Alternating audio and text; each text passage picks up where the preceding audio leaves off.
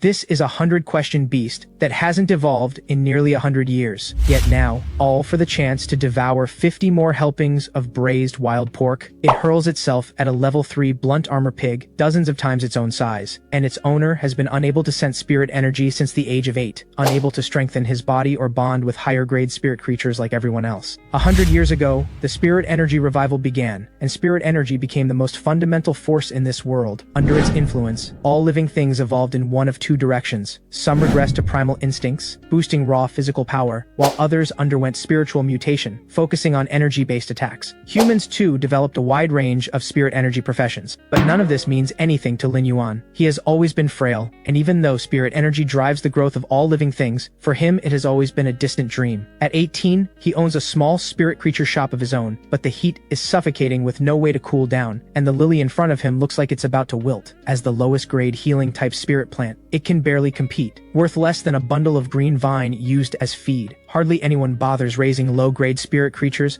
since higher-grade ones are far easier to evolve. Just then, a hawkbird flies in as usual, carrying its owner's medication in its beak, a reminder that it's time for his pills. Lin Yuan remembered how, when he first bonded with the lowest-grade 100-question beast and hawkbird, both of them were dizzy for half a month. Forget about raising them to the next level. After that, he and Smarty spend what feels like half the day yawning at the shop entrance, before a mother and daughter finally stroll past on the street. "Mommy, look! That one is a 100-question beast just like Coco." Smarty is already playing salesperson. "Welcome. Would you like to buy some green vine?" But the little girl's 100-question beast sneers without mercy. "That one's fur is dry and gray, clearly a leftover. It could never compare to me." Smarty's fur immediately bristles. "Excuse me, we're both 100-question beasts. If you're so great, let's settle it with rock, paper, scissors." Lin Yuan quickly tries to calm it down. "Easy, easy. How are you going to play rock, paper, scissors with those paws? Come on, let's go for a walk and cheer up." With that, he pulls the shutter down and closes the shop. There's no business anyway. But Smarty has one request. "If I eat a few more pieces of braised pork, I'll definitely get smarter. Then I'd never lose." They head to the nearby park for a walk, and Ying Ying tries to cheer Smarty up. "Don't be sad. Sure, you're not as smart as other 100-question beasts, but at least you were cheap. That only makes it worse." Smarty lets out a moan. "That kind of compliment just makes me feel worse, you know?" Deep down, though,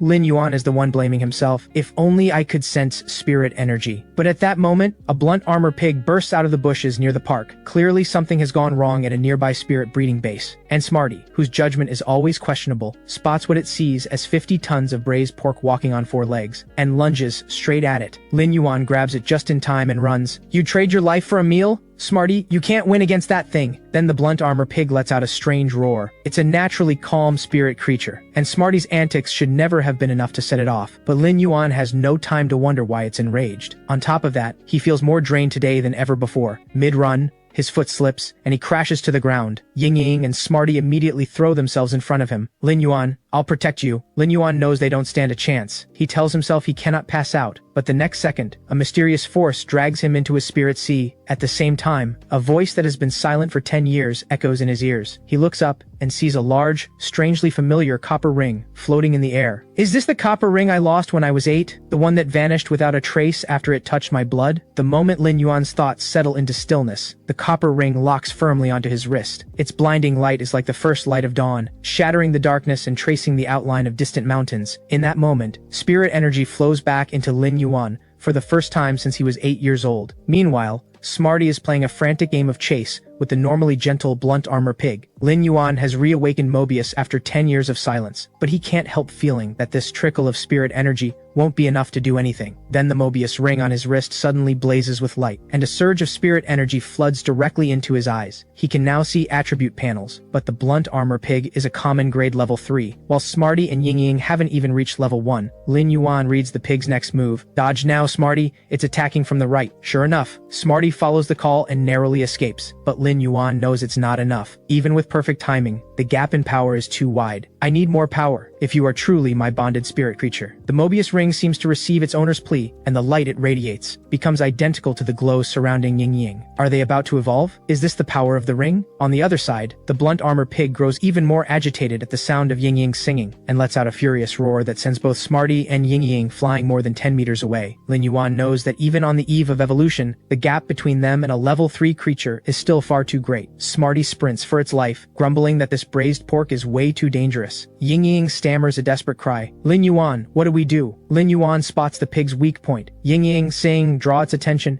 Any note will do, just make it loud. Ying Ying strains its voice and belts out a song at full power. Never mind the blunt armor pig's face twisting in agony. Even Lin Yuan, who hears it dozens of times a day, quietly covers his ears. Within moments, every bit of the pig's rage locks onto Ying Ying. Ying Ying finally catches on. So my whole job is just to give Smarty a break? Lin Yuan's eyes sharpen, and he immediately orders Ying Ying to turn and strike the pig's eyes. Ying Ying beats its wings to unleash a skill, but nothing comes. Lin Yuan's spirit energy perception only just returned, and his mental strength isn't enough to sustain it. He grips the ring and whispers, "I'm begging you, hold on just a little longer." In an instant, Ying Ying feels spirit energy surge back into its body. It swiftly beats its wings and sends its feathers flying straight into the pig's eyes. Blinded, the blunt armor pig stops in its tracks. Lin Yuan seizes the moment and orders Smarty to strike the weak point. Now, Smarty slashes its sharp claws across the pig's nose, carving deep wounds as blood sprays wildly. After the strike, Smarty dashes out of reach without a second to spare. "Lin Yuan, did we win?" Lin Yuan answers, "We won. You two are incredible. You actually drove it off." But the words barely leave his mouth before he collapses and loses consciousness. On the other side, the wounded blunt armor pig panics and bolts blindly in every direction, until it skids to a halt, right in front of an old man sitting in a wheelchair. The old man strokes the red and white rabbit on his lap. So that's why something felt off nearby. What's a blunt armor pig doing here? But the sharp-eyed woman beside him spots something startling. Stuck on the blunt armor pig's head is a feather, identical to one from Lin Yuan's hawk bird. Her face fills with worry. "Uncle Li, I'll leave this to you. I have to go find Lin Yuan." Uncle Li waves her off, then gives the red and white rabbit a gentle pat. "Sorry to trouble you, old friend." Meanwhile, Lin Yuan is pulled back into his spirit sea once more. "Here again. Since I first dreamed of this place, I've lost track of how long I've been wandering. It's a little late, but thank you for lending me your mental strength when I needed it most. This place looks to be roughly 40 or 50 square meters. Is this what they call an inner spirit space? Is this your power?" He glances at the ring on his wrist. The next moment, the ring's full attribute panel appears. Mobius, common quality, Level 1, dual type, space and mystery. Skill, true data, which converts any information into readable data. Passive skill, calm mind, which resists negative status effects. He keeps reading and finds its exclusive trait. This ring may be a legendary divine rare, or even a fantasy class item. The exclusive trait lock spirit has 4 functions. First, it can house spirit creatures within the ring's inner space. Second, housed creatures cannot exceed the ring's own level. Third, the ring's level rises as the creatures inside grow. And fourth, each time the ring advances a tier, it can house 1 additional spirit creature. By the time he finishes reading, Lin Yuan's smile has gone stiff. Right now, he can only bond with level 1 spirit beasts, and he has to raise them to the next tier before he can bond with more. But raising low-grade spirit beasts is expensive enough to drain even the wealthiest people dry in no time. And Lin Yuan is far from wealthy. He shakes his head and talks himself back up. "Still better than nothing. At least I can feel mental strength now. Maybe things will turn around." Then, faintly, he hears Auntie Zhang's voice. "Doctor, didn't you say it was just mental exhaustion? It's been nearly half a day, and he still hasn't woken up." When Lin Yuan opens his eyes, he finds Ying Ying and Smarty tapping their heads against his face. He sits up and gives them a warm, reassuring look. "Don't worry. I'm fine." The doctor standing in the doorway finally exhales with relief. "Auntie nearly worried herself to death. Let me check you over again just to be safe." Lin Yuan is about to refuse, but Auntie Zhang won't hear it. "Lin Yuan, you were out for nearly 10 hours. You treat it now, or a small problem becomes a big one." Uncle Li and Auntie Zhang have always looked out for him and Cece, but the matter of bonding with Mobius, Lin Yuan decides it's best to keep that to himself for now. This is a clearwater carp, a spirit creature that heals mental wounds, a single pulse of green light, and Lin Yuan's mental strength is fully restored. "If you're all good, I'll be heading out. My wife is waiting for me at home for dinner." But the moment the doctor steps out, a large rabbit appears at the door with a lunchbox in its mouth. Turns out Uncle Li made it especially for him. Auntie Zhang adds with a huff, "If you don't appreciate it, don't eat it." Hearing the mock-offended tone in her voice, Lin Yuan doesn't dare say no. He opens the lunchbox like a good boy. Then his gaze drifts to the large rabbit sitting on Auntie Zhang's lap. Uncle Li's cloth rabbit has always been oddly mysterious, nothing like the lively ones he's seen elsewhere. When he tries to check its attribute panel, every field shows nothing but question marks, and this creature is no cloth rabbit at all. The locked trait section shows not 1 but 2 layers of question marks. A few days later, Lin Yuan wakes up early as usual to go for a morning run, but even breathing steadily is a struggle. "Ever since I was discharged, I've been jogging for an hour each day. Clearly that's still too much for me. Without spirit energy to build my body from a young age, I should probably give up on a combat profession and look into a life skill one instead."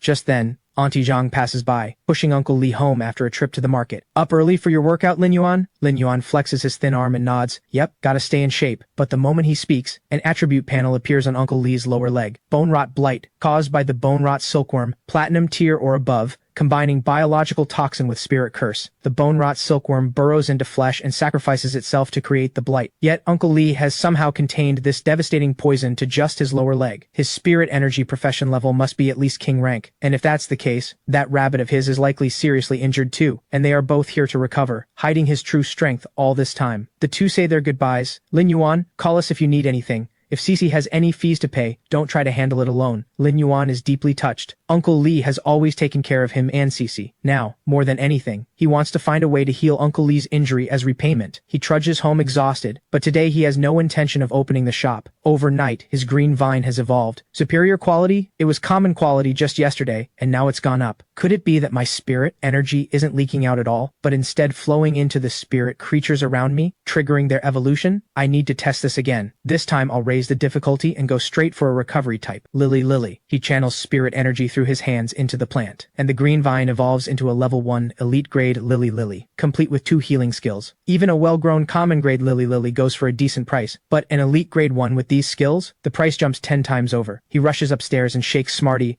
and Ying awake. No more sleeping. Get up, come look at this. Smarty comes barreling downstairs and crashes straight into Lin Yuan, announcing that both it and Ying seem to have evolved. Smarty can now retain far more than before. Ying has evolved into a combat-type spirit beast, and its singing has taken a significant leap forward. Lin Yuan hugs Smarty, beaming. Incredible, and I found my secret power. We're going to be rich. But just as quickly, another thought stops him cold. Wait, this goes far beyond getting rich. Spirit creature evolution is extraordinarily difficult. Aside from the rare few that evolve on their own, most require a crafter to use enormous amounts of rare materials and spirit medicines just to push a creature to the threshold where evolution becomes possible. And yet, I can do it with nothing but my own hands. This kind of power, the number of people who would come after me for it would be endless. I have no way to protect myself right now. To use this ability safely, I need to become a crafter. Step by step, by the book. That profession will be my cover. Without it, disaster will find me. Smarty calls out and pulls him back. Lin Yuan, your phone. It's Cece. Lin Yuan suddenly remembers. Today is the day Cece is supposed to bond with her first spirit creature. He picks up right away. Cece hasn't called in 2 days. Are you okay? How's your health? Lin Yuan tells her he's better than ever and that he's planning to tidy up the backyard today. On the other end, Cece's expression freezes. She has no idea how much her brother has changed, and she panics. You have no spirit energy to support you. How can you handle that? Leave the backyard alone and wait until I get home. Lin Yuan tells her it's nothing major. Relax, I'm not that weak. Remember our deal? Study hard and don't let your talent go to waste. Cece is quiet for a moment, then says softly, I know. She grips her phone tightly.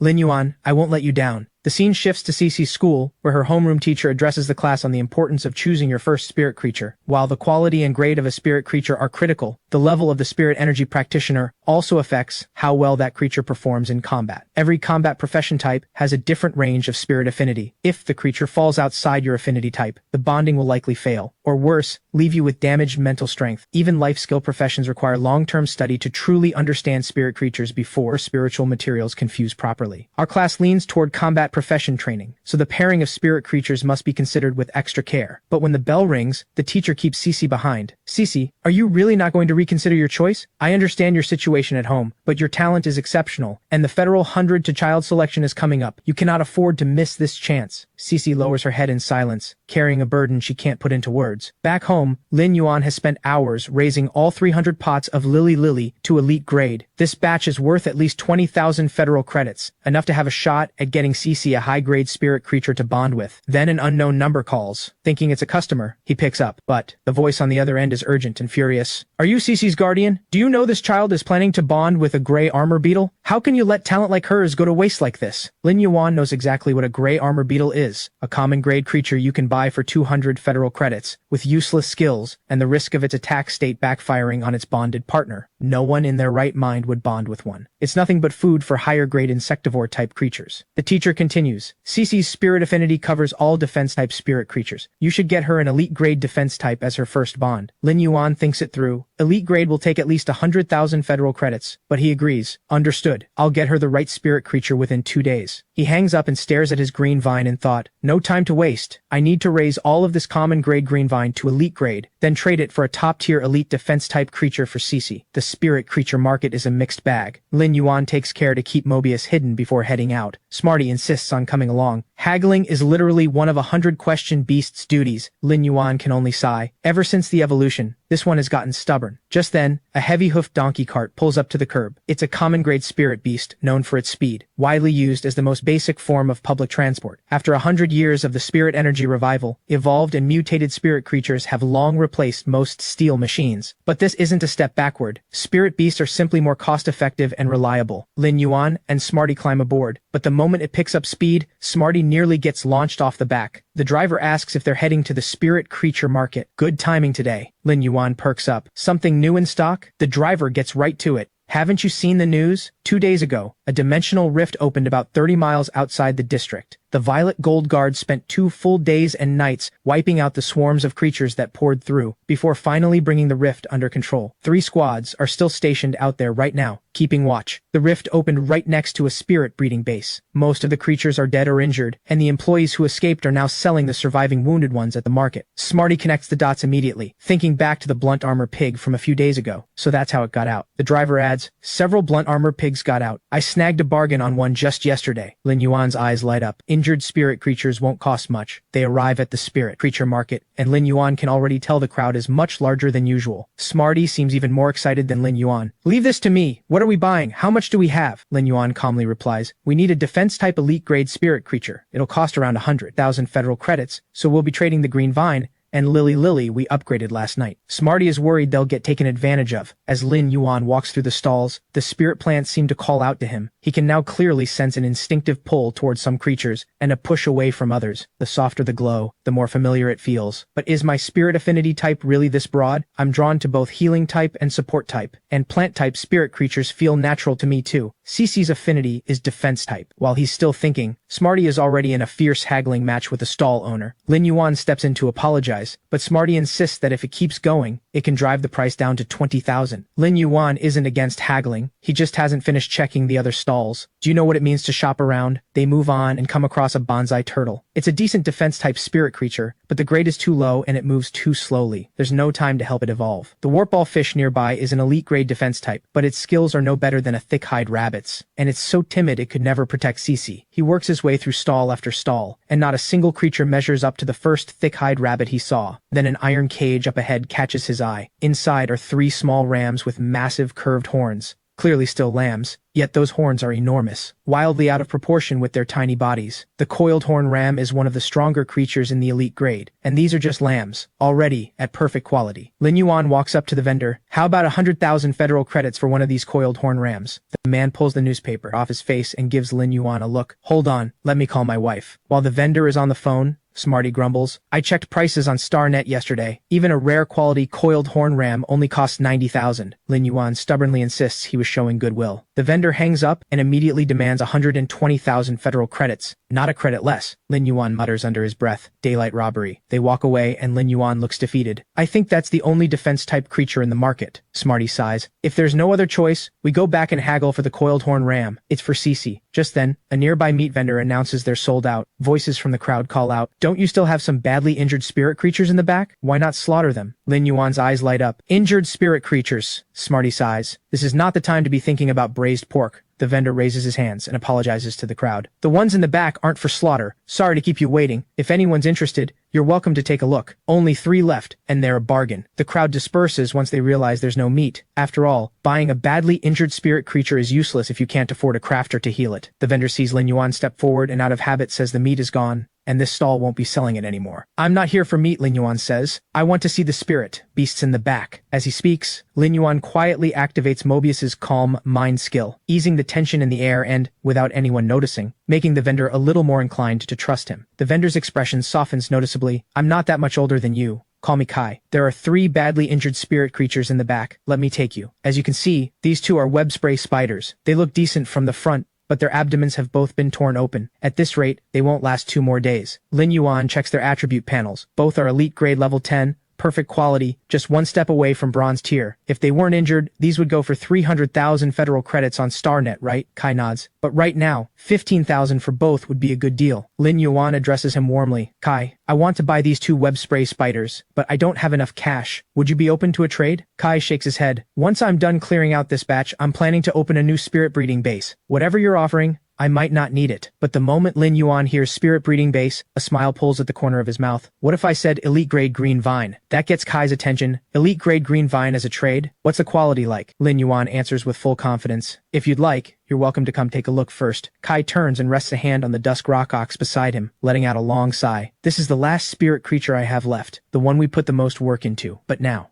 Lin Yuan pulls up its attribute panel and his pulse jumps. Kai, how much are you asking for this Dusk Rock Ox? Epic quality, nearly at bronze tier, and a defense type, perfect for CC. But Kai looks at the ox's broken horn and asks again, uncertain. Are you serious? It's in rough shape. Lin Yuan names his price without hesitation, 200,000 federal credits. Kai stares at him, stunned. Does this kid actually have a way to heal it? Is there a crafter backing him? Still half convinced and half doubtful, Kai asks again just to be sure he heard correctly. Lin Yuan nods with calm certainty. Trust me, Kai, the green vine won't disappoint you. Kai reaches into his pack. Alright, I believe you. If you're taking all three, I might as well pack up this stall. We'll head over and see that green vine of yours. And I've got a spirit container right here. We can load the Dusk Rock Ox and the web spray spiders straight in. It's a patented invention by Ostrich Logistics, designed to make transporting spirit creatures easy. Any creature placed inside shrinks to fit the container, and its weight is offset so it becomes light to carry. Smarty stares in disbelief. Something like this exists? How come you never got one for us? Lin Yuan can only sigh. When have we ever had money for something like this? The spirit container releases a pale blue light that wraps around the entire body of the Dusk Rock Ox, and the creature folds itself in and disappears inside the box. Smarty prods it in disbelief. That thing is massive, and it just went in. Incredible. Kai mentions that the spirit container itself is bronze tier. I'm just not sure the Dusk Rock Ox will ever get the chance to reach bronze tier now. He reaches out and summons a radiant fire lizard covered in black-red scales. Despite the name, it doesn't actually use fire element energy. Kai admires it proudly. Not bad, right? I've put a lot of work into this radiant fire lizard. Lin Yuan looks it over from every angle until the lizard itself seems embarrassed. Worthy of bronze tier. That fire poison trait really does open up a whole range of attack options. Kai's jaw drops. Remarkable. So young, yet you speak like a trained spirit creature researcher. Either you're a natural genius or someone exceptional has been guiding you. I think I've made the right bet. But just as his mind drifts, glares from neighboring vendors bore into his back. What do you think you're doing pulling out a radiant fire lizard here? My thick-hide rabbit is too scared to eat. Kai lets out an awkward laugh and quickly waves Lin Yuan onto the radiant fire lizard's back. The next moment, it launches into a full sprint down the street, and waves of fierce wind slam into Lin Yuan's face. One wrong move and he'd be launched into the air. With Lin Yuan pointing out the way, the radiant fire lizard reaches his front door in just a few minutes. Lin Yuan's hair is a windswept mess. Thank you. That's my first time riding a bronze tier spirit creature. The place is nothing fancy. Make yourself at home, Kai. Kai steps inside and looks around. No matter how he looks at it, this doesn't feel like the kind of place a crafter would live. His confidence in the green vine starts to waver, but the moment his eyes land on the green vine lining the shelves, he freezes. Green vine of this quality at elite grade, there's no way this was done without a crafter, and it's already at superior quality, the kind of product you'd barely find listed on StarNet. Lin Yuan smiles. Quality guaranteed. Kai snaps off a leaf and finds the cut end rich with sap. Top of the elite grade. Has my luck finally turned around?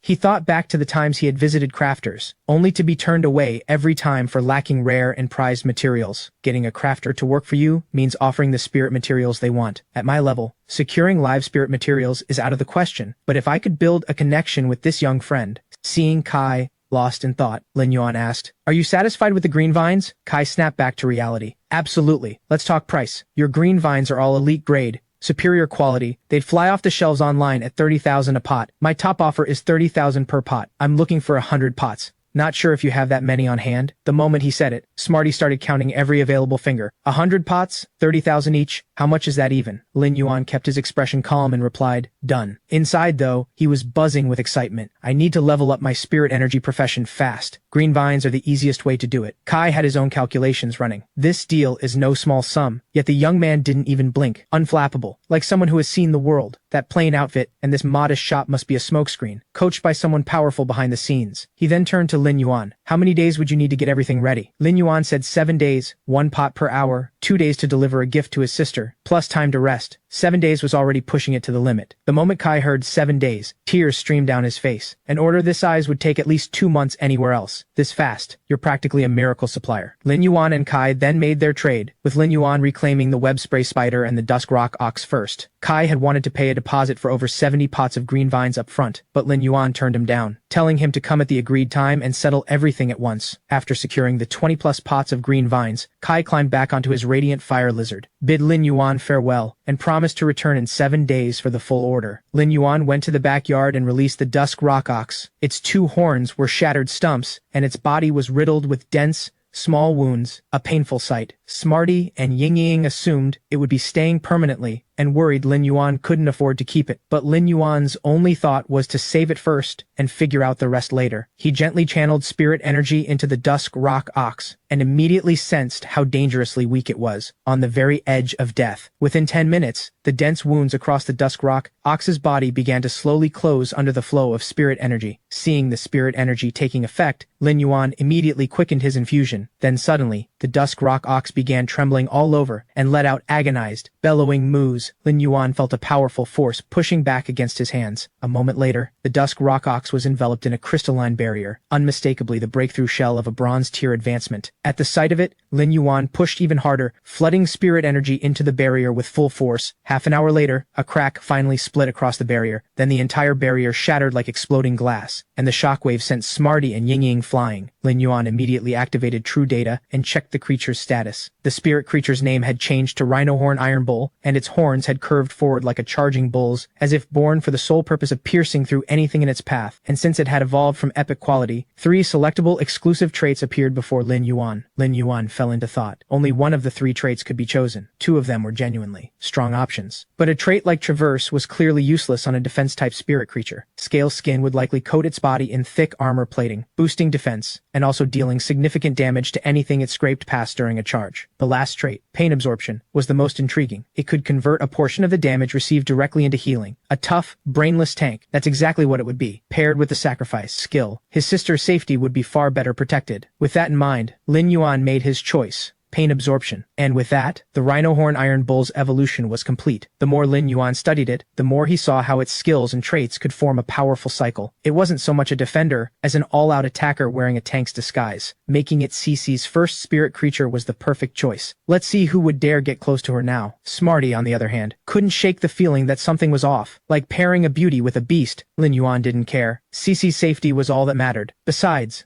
aren't you a beast too? He said, shooting Smarty a sideways glance. After the Rhinohorn Iron Bull completed its evolution, Lin Yuan felt the spirit energy inside him swell once more. Just as he expected, the higher the tier of the evolution, the more spirit energy feedback he received. If a top-level crafter were to do this, with all kinds of rare and prized materials to boot, how far could they go? Across the yard, Smarty tried to budge the Rhinohorn Iron Bull and immediately broke into a sweat. The giant beast clearly wasn't going anywhere. Lin Yuan placed a flying delivery order on his phone through Ostrich Logistics. Made some money this time, and I'm in a hurry. They'll come right to the door. Smarty's eyes lit up. Can I fly too? Soon, night fell. In a forest near Luminous Moon Palace, a woman held a crystal vessel hovering above her palm while directing a vine bird to carry materials to her one by one in its beak. 3 materials in total. Each one transformed the moment it entered the vessel. A scent drifted from the vessel's mouth, fresh and green, like the smell of wet grass cut just after rain. Then, with a gentle point of her finger, she guided a stream of platinum beast blood into the vessel. In an instant, the scent erupted into a crushing wave of pressure, as if some great predator had been lurking in the depths of the forest, coiled and ready to strike. Even the 2 king-rank powerhouses nearby were forced to push out their defensive spirit energy. So this is what a 5-star crafter looks like? After working at it for a full quarter hour, Moon Queen finally stopped. Done. Summon the spirit creature you want evolved. At those words, Sikong finally let out a breath of relief. Ling Xiao chuckled from the side. Told you there was nothing to worry about. Sikong quickly waved his hand, summoning a massive tiger-type spirit creature. Thank you, Moon Queen. This is the one. Moon Queen gave another light wave of her hand. The red liquid in her grasp dissolved into a wisp of fragrance and flowed directly into the creature through its nostrils. The next moment, the giant tiger-type creature suddenly rolled on the ground, writhing in obvious agony. Sikong feared something had gone wrong with the evolution. Moon Queen spoke calmly. It is fine. It is evolving to the legendary tier. You only need to merge the will rune you have comprehended with it, and it will advance to fantasy class. Sikong was overjoyed and bowed deeply. Thank you, Moon Queen. Even as he spoke, the giant creature completed its evolution. Feeling its newfound power, it threw its head back and let out a triumphant roar. but the noise woke a small white rabbit that had been sleeping nearby. The little rabbit simply shot it a look of pure contempt. That single glance was enough to send the massive creature into trembling silence, not daring to make another sound. Moon Queen cast a sidelong glance at Seekong. The crafter ranking system requires a 3-year gap between each advancement exam, and candidates can only rise 1 tier at a time. How was that supposed to identify truly gifted crafters? Seekong asked uncertainly. Are you saying this year's crafter exams could allow multiple tier advances in one sitting? Moon Queen replied, only from tier 1 to tier 2. Anyone who passes the tier 1 crafter exam within 2 hours may proceed directly to the tier 2 exam. Begin the rollout in Zijin City. Go and give the order. Seekong dared not delay and bowed respectfully. Understood.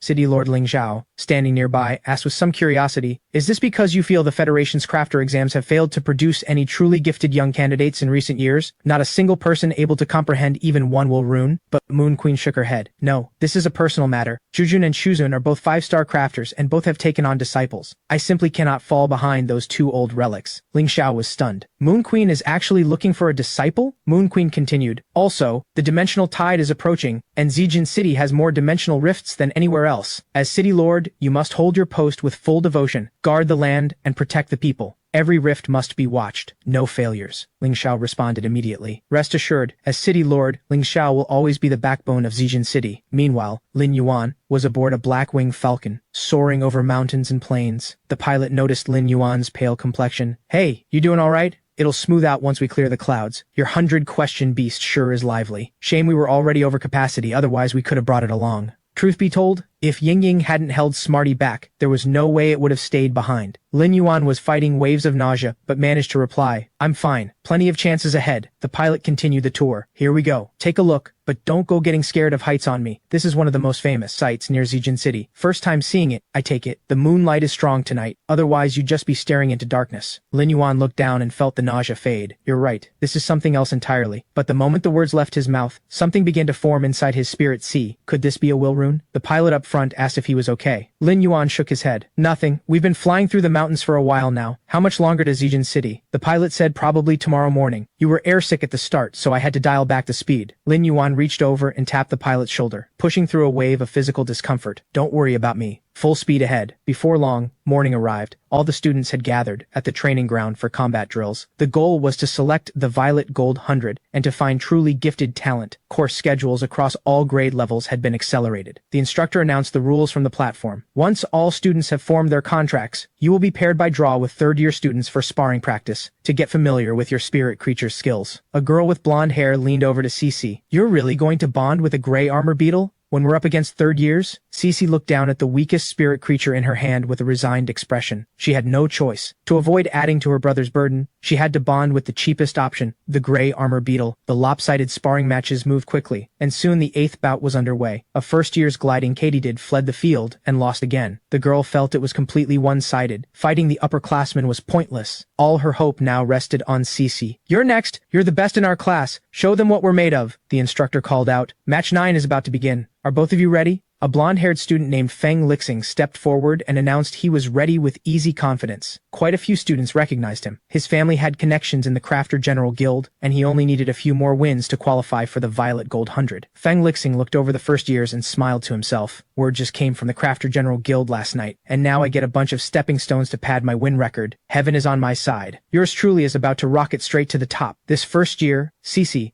she's planning to bond with a gray armor beetle. She doesn't stand a chance. But Cece had already made up her mind. Even with just a gray armor beetle, she was not going to give up. Just as she was about to tell the instructor she was ready, her teacher cut in. Cece, hold on. The teacher walked over, dragging an uncooperative yellow spot hound. This is the best I can do. The yellow spot hound is at least elite grade. I can't let a talent like yours be wasted on a gray armor beetle. But before the words had even settled, Lin Yuan leaped down from the black-winged falcon and stopped his sister from bonding with the hound. Thank you for the gesture, but I've brought Cece's spirit creature myself. He pressed the spirit container into Cece's hands. Trust me, Sissy. Form the contract with it. The homeroom teacher looked skeptical. Is this really a good idea? If it doesn't work out, there's still the yellow spot hound, even if it is a bit difficult. At that moment, Feng Lixing burst out laughing from across the field. It doesn't matter what spirit creature you pick. Gray armor beetle, yellow spot hound, nothing can beat my force. King beetle. Raised from birth, just for this. Force King Beetle, Bronze Tier 1, superior quality. Its power concentrates in the head for an all-out charge regardless of self-damage, boosting collision damage by 50 points. Its exclusive trait lets it see through the defenses of any spirit creature, below bronze tier. When the homeroom teacher saw the Force King beetle, and just how large it was, she gave up any hope of Cece switching to the yellow spot hound. Cece noticed the spirit container was bronze tier, and felt a knot form in her chest. Where did our family get this kind of money? Did Lin Yuan sell the shop? Lin Yuan saw the worry in her eyes. Don't overthink it, Cece. I believe in you. Cece gave a firm nod. Yeah, I've got this. She pressed down hard on the container's switch, pushed spirit energy into it, and opened it. Without hesitation, she bonded with the powerful iron bull she had never laid eyes on before. Its hide was as hard as steel, and its horns were razor sharp, drawing a collective gasp from every student and teacher present. Only Feng Lixing remained unimpressed. Nice entrance, but I wonder if you know just how much combat experience matters for a combat profession. What a shame. All that money your family scraped together for this big iron bull. Cece's talent was already extraordinary, and now with a bronze tier spirit creature right from the start, she raised her hand and sent the rhino horn iron bull charging forward. The homeroom teacher was thrilled. The rhino horn iron bull is the finest defense-type spirit creature at the bronze tier. Its horns alone are worth 700,000 federal credits. Lin Yuan, standing nearby, could only sigh. Please don't judge it purely by price. On the field, the two bronze tier giants collided head-on. Feng Lixing smirked. Your iron bull is a defense type. What are you doing charging recklessly? Let me show you what a true all-out attacker can do. In the next instant, the Force King beetle activated giant horn charge, and with the collision damage bonus, it launched the rhino horn iron bull completely into the air. It nearly flew out of the arena entirely. Only Cece's spirit energy support kept it from being thrown out. Feng Lixing had to admit it. Cece, fresh from her very first contract, had real talent. The homeroom teacher felt Cece lacked combat experience. A little provocation from the opponent, and she had charged in head first. Only Lin Yuan understood his sister's plan. If Cece had already learned the rhino horn iron bull's skills the moment she bonded with it, then charging first was a deliberate tactic to test the enemy. Meanwhile, the Force King beetle was circling the rhino horn iron bull at high speed, probing for the perfect opening to land a killing blow. It quickly circled to the iron bull's back and struck. In the next second, Cece gave her command. The rhino horn iron bull activated its exclusive trait, pain absorption, and recovered most of the damage it had just taken. The watching students were baffled. Why did the surrounding spirit energy suddenly surge and close the iron bull's wounds? The homeroom teacher offered an explanation. Pain absorption converts a portion of damage taken directly into vitality. It is a rare exclusive skill. Lin Yuan was proud. First time in real combat, first time ever seeing the rhino horn iron bull, and she had already read the situation and seized the moment. Feng Lixing gave a cold snort. So it's made of iron. That just makes it a tougher punching bag. Force King beetle, keep attacking. And so the rhino horn iron bull stood its ground, pain absorption running, absorbing the Force King beetle's relentless assault. Everyone watching was anxious for Cece, because the rhino horn iron bull was doing nothing but taking hits. The homeroom teacher turned to Lin Yuan in frustration. The rhino horn iron bull you picked, don't tell me it has zero counter-attack skills. Why is Cece just taking hits? Lin Yuan only smiled. Patience, she knows what she's doing. On the other side, Feng Lixing had run out of patience and ordered the Force King beetle to end things in one decisive blow. The Force King beetle unleashed a full-power giant horn charge, its body coiling into a massive spinning drill.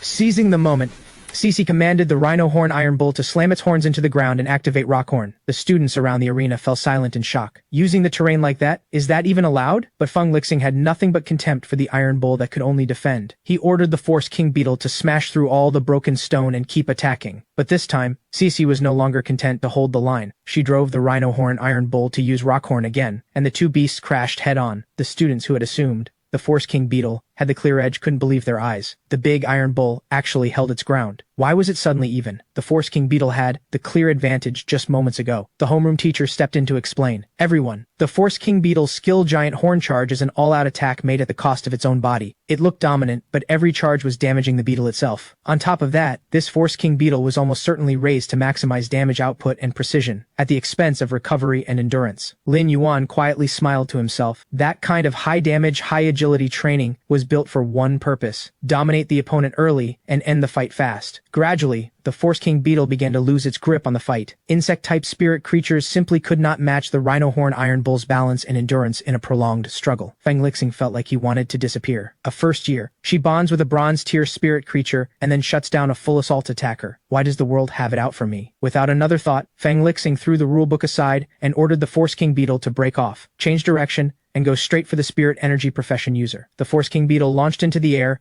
and curled into a tight ball, hurtling down toward Cece like a massive meteor. Neither the homeroom teacher nor Lin Yuan had expected the opponent to foul so openly, right in front of everyone. But Cece seemed to have already seen it coming. She ordered the rhino horn iron bull to drive its horns into the ground one more time. Rock horn. The ground erupted under the iron bull's power, raising a massive stone column that launched the Force King beetle clean out of the arena. The beetle hit the ground and was out cold. The referee announced immediately, "This match goes to first-year student Cece." The homeroom teacher pounded Lin Yuan's shoulder in excitement, amazed he had actually come through with something this good. All those uses of Rockhorn. She was stockpiling enough stone in the arena so the final Rockhorn would be powerful enough to finish it. After the victory, Cece buried her head in her brother's chest and demanded to know where the money had come from. "Lin Yuan, did you sell our shop? Without money, what happens to your health?" Lin Yuan wrapped an arm around her. "I'm better now, and business is booming." The homeroom teacher walked over and cut in. "Given Cece's talent, the school would like to recommend her directly for the Violet Gold 100 preliminary selection. The Violet Gold 100 is the most foundational regional competition, the gateway to the Glory 100 selection, which is the true national stage at the highest level. Cece has more than enough talent to enter the Violet Gold 100 preliminary. The academy will direct as many resources as possible toward her development. She will grow fast." Lin Yuan thanked the teacher for everything over the past days. "Don't worry, I'll do everything I can to support Cece's spirit creatures and resources going forward." The teacher smiled warmly. "Nurturing a promising student is exactly what I'm here for." They both nodded, then glanced over at the uncooperative yellow spot hound. The teacher laughed. "It's fine. I'll keep it myself." Evening came. Lin Yuan told Cece everything about his ability to sense spirit energy, but she still needed to see it with her own eyes. "I have to see it myself before I'll believe it. And that rhino horn iron bull? It cost a lot, didn't it?" Lin Yuan pulled up his account balance and handed his phone to her. "See for yourself. After my spirit energy recovered, I discovered some talent as a crafter. I took on orders and made some money. So focus on school, compete in the selections, place well, no more working part-time to help at home. I'm planning to sit the crafter exam too." That night, Lin Yuan walked Cece back to school and said his goodbyes. Then he boarded a flying spirit creature and headed back toward his little shop. Along the way, Lin Yuan quietly pushed himself. "I need to step things up. The exam is no walk in the park. I'll need to buy the introductory texts for Spirit Creature Researcher and Spirit Material Analyst. A lot of volumes, but Smarty can help." Today's battles showed it clearly. Cece's spirit energy capacity is stable and strong. That was the foundation of her victory. But my own spirit energy capacity is still not enough to qualify as a true spirit energy profession holder. And if I want to level up Mobius, the lock spirit traits conditions are incredibly demanding. Does it really have to start from common grade, level 1? Right in the middle of his scattered thoughts, the flying spirit creature beneath him suddenly accelerated several times over. The pilot called out, "Time to feel what the Blackwing Falcon can really do." Lin Yuan sighed. "I still have things to buy," the pilot laughed. "Order on Starnet. Ostrich Logistics delivers the same day." A few hours later, the Blackwing Falcon finished its delivery run and collapsed flat on the ground, completely exhausted. Lin Yuan looked at it with concern. "Your bird, is it okay?" The pilot gave a thumbs up. "It's fine. Trip's wrapped up nicely, and everything you ordered has already been delivered. Don't forget to leave us a good review." Lin Yuan stepped into the yard and found it stacked with boxes. That was fast. Online shopping really is the way to go in this era. I definitely need to open an online store. Safer that way too. He opened the front door and spread his arms wide for his two long-awaited spirit creatures. The moment Smarty and Ying Ying saw it was him, they launched themselves at him. But Smarty stopped mid-leap, suddenly remembering it was still upset. "Nope.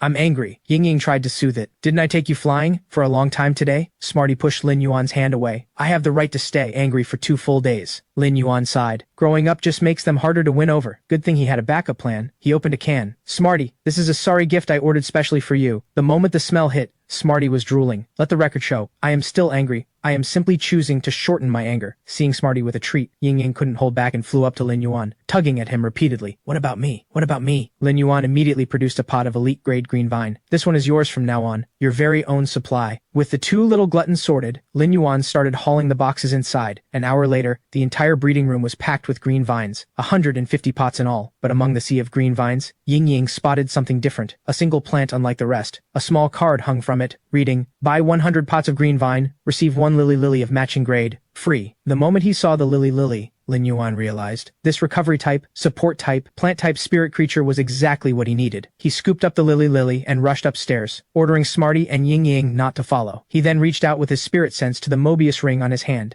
and activated its exclusive skill, Lock spirit. I haven't rested in a long time. My spirit sense isn't at its best right now, but there's no turning back now. Contract. Form. Just 1 hour later, the Lily, originally common grade, level 1, had evolved to elite grade, level 1. Lin Yuan pulled up Mobius's attribute panel. Mobius. Species. Unknown. Elite grade. Level 1. Space type. Mystery type. Superior quality. The moment he finished reading the panel, dense waves of spirit energy surged around him from all sides. When he opened his eyes again, he was inside the locked spirit space. The area, once 30 to 40 square meters, had more than doubled in size, and from within came a warm, familiar voice. Lin Yuan, can you hear me? Lin Yuan recovered quickly. Loud and clear, sorry to keep you waiting. The Mobius ring, dormant for 10 long years, had finally revealed its true self. As it turned out, reaching elite grade was all it needed. Now it could speak with its contract holder, reshape the locked spirit space freely, and store spirit creatures inside. Lin Yuan pointed at the small pond in front of him, puzzled. What does this do? I don't feel any spirit energy from it, Mobius replied. It is just ordinary water.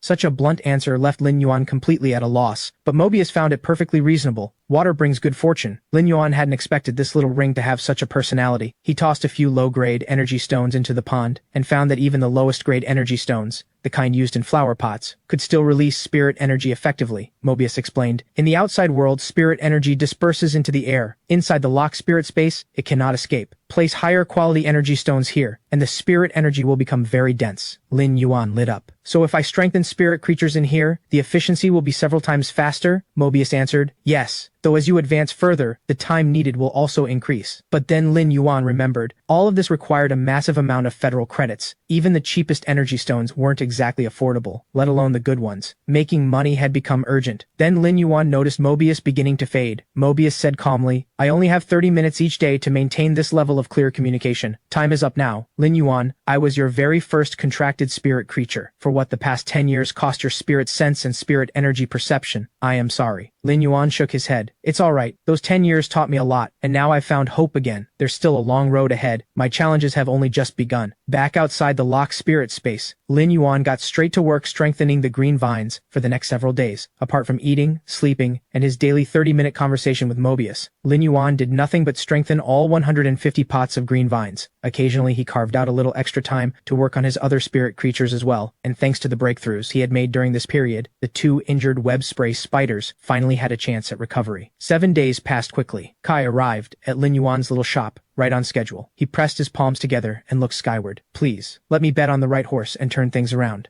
Come to think of it, getting 100 pots of green vine in such a short time really would be a tall order. What are the odds I'd ever stumble onto a deal like that? With that thought still in his head, Kai pushed the door open, only to be greeted by an empty room that sent a chill straight down his spine. Luckily, Lin Yuan came out just in time. Kai, I had a feeling it'd be you. Kai let out an awkward laugh. Well, you said yes so fast, and I really do need these urgently. Lin Yuan waved him inside. I know, go take a look for yourself. Kai was still silently praying. Even 30 pots would do. That alone could breathe life into the spirit-breeding base I just rented. Then, row after row of elite-grade green vine filled the room, a full 100 pots, each radiating a rich, enticing spirit energy. Kai's jaw dropped, and stayed that way. Lin Yuan smiled. It's all here, Kai. You said you needed 76 more, so just pick the best 76 out of the 100. Kai grabbed Lin Yuan's hands, eyes welling up with tears. You've saved my life. I mean it. Lin Yuan hadn't expected such emotion. Come on, it's not that dramatic. Kai told Lin Yuan to name a price on the spot, and swore he wouldn't bargain down a single word. Lin Yuan said the original price was fine. That sent Kai's nose turning red from holding back tears. He thought, I finally met my lucky star. If he'd be willing, I'd swear a brotherhood pact with him right now. But why would a crafter ever bother with someone like me? Once his thoughts settled, Kai turned back and solemnly declared he'd take all of them at full price. Lin Yuan was caught off guard. What's gotten into Kai today? He's been so jumpy. The deal was wrapped up quickly. Kai was more than satisfied. Once I get my breeding base off the ground, I'll make sure you get first pick of anything good. Lin Yuan waved him off and said he'd definitely visit. He hadn't expected Kai to be this happy. Being a crafter really is something else. He returned to the now empty shop. Looks like I need to restock, Smarty. I asked you to look into StarNet registration a few days ago. Did you figure it out? A panicked shriek came from upstairs. Lin Yuan, something's wrong. Lin Yuan sprinted over immediately, only to find a little black cat, round as a ball, tumbling down the stairs. I've gotten fat. No more energy biscuits for me. Lin Yuan scooped Smarty up without a word of scolding. Your fur's just puffed up. Smarty, you've leveled up. You're elite grade now. Don't you feel smarter? Smarty rolled around on the floor. Obviously, but I think that's just because I'm naturally gifted. Lin Yuan had no words. He glanced around and asked where Ying had gone. The words had barely left his mouth when a shriek rang out from upstairs. Something's wrong, Lin Yuan. Smarty, This time Lin Yuan just rolled his eyes. Not this again. Ying Ying came fluttering down. I think I've shrunk. Am I sick? Smarty glanced at Lin Yuan and jumped in before he could speak. No, you've just leveled up. A moment later, Ying Ying's attribute panel appeared before Lin Yuan's eyes. Ying Ying, both of your skills seem built for combat. How come neither of them has anything to do with singing? Your voice sounds absolutely heavenly now. Smarty pulled out a wooden board from who knows where. Speaking of skills, we've been secretly running tests. Lin Yuan examined the marks on the board and realized they were from Sound Spike. Smarty and Ying Ying asked if he wanted to try again to see if the power had increased. So Smarty grabbed the board and stepped out into the yard. Ying Ying's 21st Sound Spike experiment, begin. Lin Yuan thought Smarty was standing too close to the target. That's a bit dangerous. But Smarty had full confidence in Ying Ying. It's fine. Ying Ying never misses. Fire. The word fire had barely left Smarty's mouth when 3 sound spikes drove straight into the 1-centimeter board, just centimeters from Smarty's paws. That confidence nearly shattered on the spot. Lin Yuan patted a teary-eyed Smarty. Let's check the turbulence effect next. That tiny body of Ying Ying's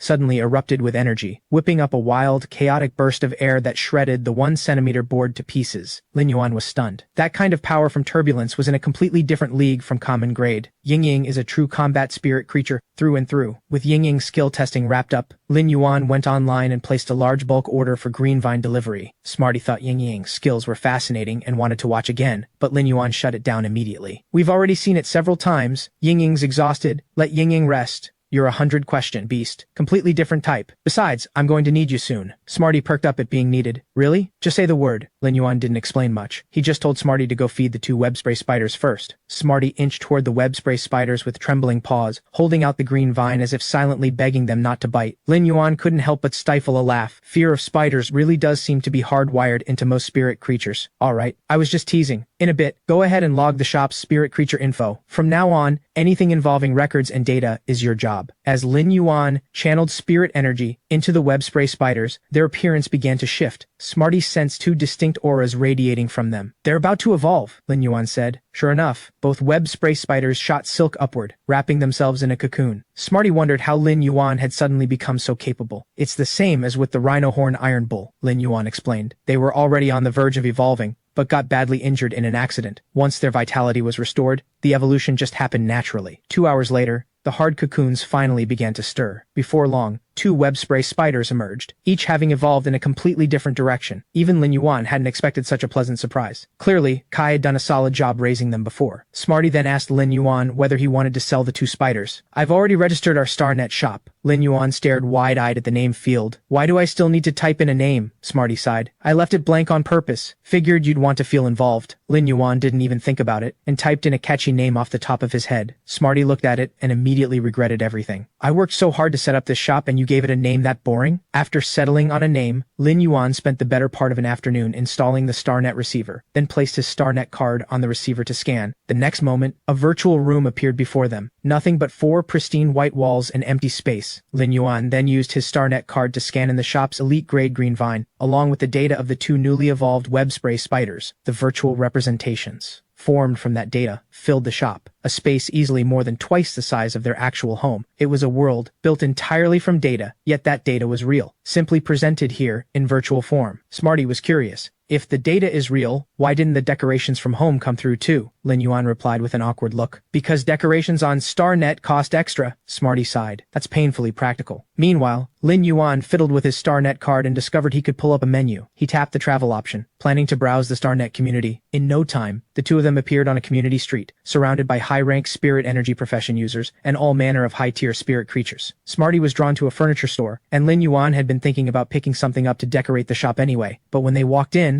they were greeted by a large talking block of metal. How may I assist you with your furniture needs today? I'd like 2 plant stands and a counter about 1.5 meters high, Lin Yuan said. The robot immediately spun around and led them straight to the most expensive high-end furniture in the store. One look at the price tags and Lin Yuan gave up entirely on the idea. These were at least 10 times more expensive than anything outside. He quietly asked the robot, "Do you have the cheapest chair you carry?" The robot received the request and led them further along, finally stopping in front of a chair priced at 15,000 federal credits. Smarty immediately tried to bargain. 1,000 federal credits max or we're walking, the robot replied in its flat, programmed tone. I apologize, that is beyond my authority. Smarty slumped on on Lin Yuan's shoulder. Bargaining doesn't even work on it. Lin Yuan couldn't really blame the robot. It was a machine, after all. Lin Yuan then headed into the bookshop across the way, planning to pick up a few study guides before sitting the crafter exam. But once inside, he found books absolutely everywhere. Walls, floors, every direction. There's so many. I'm leaving this to you, Smarty. True to form as a 100-question beast, Smarty rattled off the titles of over 300 crafter exam guides in one breath, and then had Lin Yuan pay. After the purchase, Lin Yuan also signed a confidentiality agreement. The books couldn't be shared with anyone outside his immediate family, or the Crafter Association would hold him liable for leaking restricted materials. Lin Yuan was impressed by these smart robots and started thinking he should buy one to help mind the shop. Lin Yuan and Smarty teleported back to their little shop, only to find a customer already waiting inside. A girl in a little bumblebee head cover crossed her arms in annoyance. Teleporting into your own shop? You must be the owner of this place. Honestly, not even a single smart robot, so I've just been standing here with no idea when you'd show up. Lin Yuan figured she was around Cece's age, so why the attitude? Sorry about that. The shop just opened today,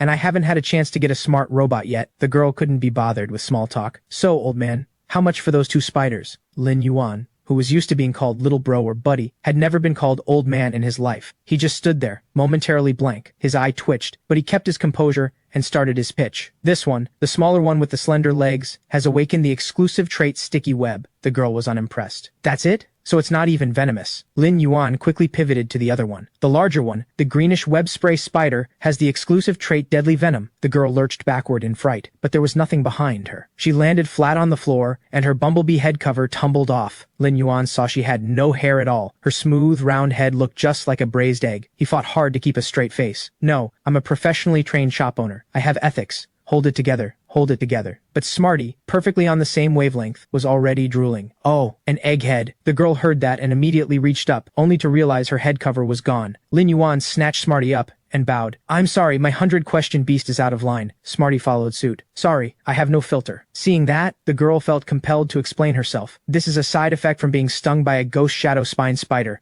My hair will grow back in a few months. I'm definitely not an egghead. Lin Yuan and Smarty exchanged a baffled look. A ghost shadow spine spider? That sounds familiar somehow, but I can't place it. Lin Yuan then asked the girl the obvious question, so you must really love spider-type spirit creatures, right? The girl tensed up as if he'd hit a nerve, her whole body starting to tremble uncontrollably. Then she erupted. I hate spider-type spirit creatures more than anything. Now Lin Yuan was even more curious why she'd seek them out, and why she'd gone near something as dangerous as a ghost shadow spine spider. As the girl spoke, tears started to fall. Because my spirit affinity type is spiders, Lin Yuan understood immediately. It really does happen. An affinity that completely goes against the grain. But from another angle, spider-type spirit creatures span an incredibly wide range, and the paths available to them are just as broad. What's more, the ghost shadow spine spider sting apparently had a healing effect on her. That's a genuine superpower. The girl turned to leave. There's nothing here for me, but Lin Yuan called out immediately. Wait, neither one works for you? She shook her head firmly. The exclusive traits on both of these web spray spiders are too weak. I want to bond with a spider type that has strong control abilities. Lin Yuan and the web spray spiders both looked equally offended. These two are still considered weak? She explained. What I want is a web spray spider with a transparent web exclusive trait, even if that means going the custom route and buying a few elite grade ones. Lin Yuan's eyes lit up inside. This girl is loaded and picky. Exactly as I figured. Transparent web is an incredibly rare exclusive trait. With bad luck, you could go through 20 spiders without rolling one. But if it's me doing the crafting, maybe I really can pull it off. He looked at her seriously. If it's a custom epic quality web spray spider with that trait you want, I can make it happen. How many do you need? She wasn't buying it. What are you playing at, old man? Do you think I'm gullible? Or do you think being a little charming is enough to make me believe you? Lin Yuan felt a flicker of irritation. Fine, I'm taking this order whether she likes it or not. He waved her off, playing hard to get. Suit yourself then. Maybe if you check 100 shops, you'll find the web spray spider you're looking for. She took the bait immediately, grabbing Lin Yuan's sleeve before he could move. Lin Yuan put on his most impatient face. What now? I thought you didn't believe me? That only made her more convinced. Can you actually do it? How about we add each other on StarNet first? If you manage to get a custom web spray spider, let me know right away. Lin Yuan was laughing inside. One move, and she was handled with ease. I know exactly how to deal with customers like this. He turned her down flat. No thanks. If you want to buy something, come back when you're ready. She thought he was actually upset. Don't be angry. I just got nervous because this shop doesn't even have any decorations. Looked a bit sketchy. Add me and I promise not to bargain if you can deliver. They both scanned their StarNet cards and added each other. The girl saw Lin Yuan's username and burst out laughing. Deep Mountain Old Forest. What a ridiculous name. Lin Yuan fired right back. Stream in the clouds isn't ridiculous? A vein nearly popped on her forehead. You're calling me ridiculous. In the end, the two of them bickered their way through signing the contract. The girl paid 10 Radiance coins without so much as blinking. 1 Radiance coin equals 1 million federal credits. 10 of them meant 10 million federal credits. Lin Yuan hadn't expected her to be quite this loaded. 2 Radiance coins per custom web spray spider. She paid in full for 5 without hesitation. Smarty had never seen that much money before. Does this mean we'll never be broke again? Lin Yuan shook his head. It was the client's full deposit. It wouldn't clear until the order was fulfilled, held in escrow by StarNet in the meantime. Still, Kai settled the final payment this morning, so we're fairly well off right now. Let me check the cost of web spray spiders. 5 elite grade ones would run us a full Radiance coin. Smarty nearly had a meltdown watching a third of their savings disappear. Lin Yuan sighed too. We barely had time to enjoy the 3.3 Radiance coins Kai paid us. And if we go the standard cultivation route, who knows how much we'll need to spend on spirit materials. No wonder that egghead handed over 10 Radiance coins without hesitating. Smarty was starting to doubt whether a small StarNet shop could ever break even at this rate. But Lin Yuan pointed out he had already bought a smart robot, so at least the shop wouldn't be left unmanned. We still need to watch our spending though. Scaling up the shop could cost who knows how much, but Smarty complained that the outdated model robot he had bought looked completely clueless. Lin Yuan told Smarty to look on the bright side. As long as we deliver on the egghead's order, there'll be serious money coming our way. Lin Yuan then headed upstairs, locked the door, and prepared to enter Mobius's inner spirit space to consult it. The next moment he was inside. Mobius, are you there? About the spirit creature for your next phase. He hadn't even finished when Mobius cut him off. This won't do.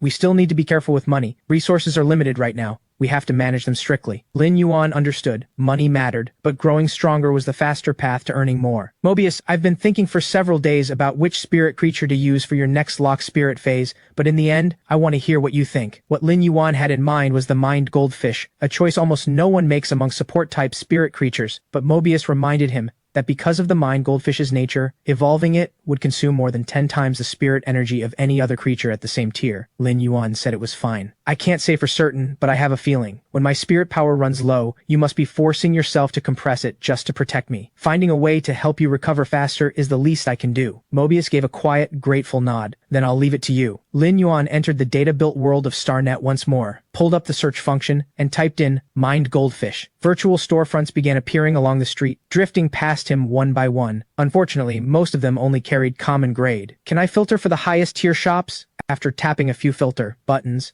a Tier 3 store spanning a full 800 square meters materialized before him. Inside, he found the massive space surprisingly tight. It felt like the layout had been deliberately compressed to make the displays more striking. Products were arranged close together, each with its own dedicated description interface, worth borrowing some ideas from this design. The owner, Zhou Jiaxin, came out to greet him. What are you looking for? I'll take you right to it. My staff all called in today, so I apologize if the service isn't quite up to standard. Lin Yuan hadn't expected a real person. I'd like to buy a mind goldfish. Zhou Jiaxin waved him over. Got it, right this way. The smaller ones in the pool are all common grade, half a Radiance coin each, regardless of variety. The red one over there, more than twice the size of the others, is elite grade, 5 Radiance coins. Lin Yuan was quietly in awe. So this is the legendary mind goldfish known for restoring spirit energy so quickly. Just standing nearby, he could feel the spirit energy in the air grow noticeably richer. But the prices were brutal. Even a common grade mind goldfish cost more than an elite grade web spray spider. So much for going straight for the elite one. Noticing his reaction, Zhou Jiaxin added, these varieties aren't even the best ones. A higher tier breed would go for at least 7 Radiance coins. The common grade ones are all priced the same for certain varieties. Evolving a mind goldfish is notoriously difficult, and most crafters won't take the job. Lin Yuan nodded. Thank you for the advice. Zhou Jiaxin smiled. No need to be so formal. Call me Sister Sin. As for which mind goldfish to choose, that's really up to your own judgment. Thinking it through, Lin Yuan decided the Dragoneye goldfish offered the highest ceiling for cultivation. Once the ancestral dragon bloodline awakens, it would be a true leap of transformation. But could he pull off the same kind of luck he had with the Rhinohorn Iron Bull? Worth testing either way. Whether the lock spirit space could accelerate a mind goldfish's growth, if it worked, he'd have a flagship product for the shop. With that settled, Lin Yuan chose a black, healthy common grade Dragoneye goldfish from the pool. Of course, said Zhou Jiaxin. Anything else you need? Lin Yuan looked around the shop, recalling that he still needed to test the spirit energy capacity of the lock spirit space's pool. He decided he'd stock up on energy stones while he was here. Zhou Jiaxin smiled and asked how many jin he wanted. Bulk orders came with a discount. At 500 federal credits per jin. Lin Yuan replied calmly, 2,000 jin to start. At the words 2,000 jin, the little scoop in Zhou Jiaxin's hand clattered straight to the floor. Lin Yuan pulled out his StarNet card. Do I just scan this to pay? Delivery will be handled by Ostrich Logistics to your registered address, Zhou Jiaxin answered. Internally, she was floored. This volume of orders, he has to be a major client.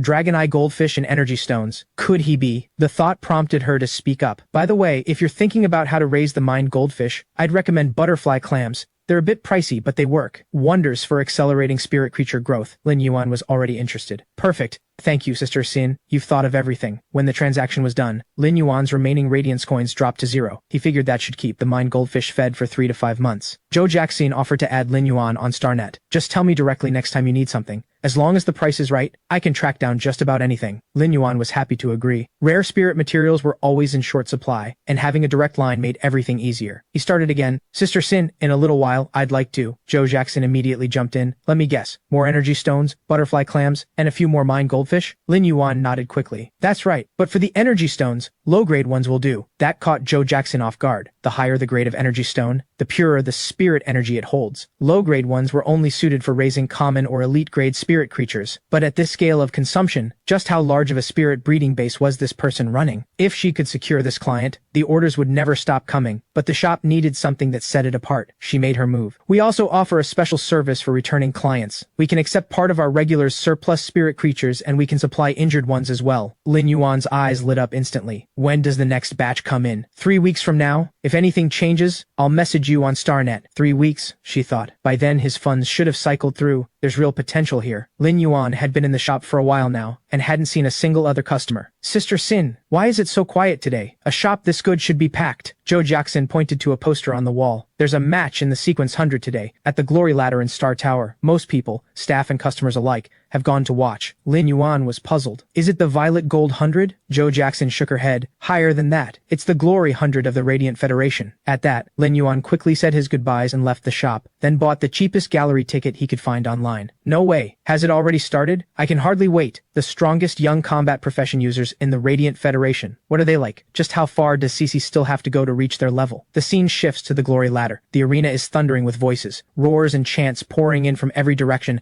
electric with a kind of excitement unlike anything else. Lin Yuan was climbing the stairs, baffled that a virtual world still made you walk up flights. Then a familiar voice cut through the crowd. Go, White Demon! Win it, Shiranui! Lin Yuan found that strange, cheering for both sides. Who exactly are you rooting for? When he finally reached the upper level, he found the egghead girl cheering through a pair of binoculars. She heard Lin Yuan's voice and turned, binoculars still pressed to her face. Oh, it's old man, your face looks huge. Lin Yuan had no patience for this. Put the binoculars down first. She said she'd be happy no matter who won. Then she asked Lin Yuan who he was rooting for. Lin Yuan didn't know either competitor, so he gave the easy answer. Same as you, I'm cheering for both of them. She grabbed his hand. Finding someone who cheered for both suddenly closed the distance between them. But seconds later, she turned away and wiped her hand with a cloth, making a face. Lin Yuan looked pained. You're the one who grabbed my hand. She reached into her bag and handed him a pair of binoculars. Here, you can't miss a single detail of this fight. Commentary alone won't do it justice. Lin Yuan accepted without fuss. She's prickly, he thought, but there's real kindness underneath. He studied the arena through the binoculars and realized neither combatant was the same type of fighter. The woman in the white robe was White Demon, flanked by 2 gold-tier spirit creatures that appeared to be recovery type. The girl was impressed. Not bad eyes.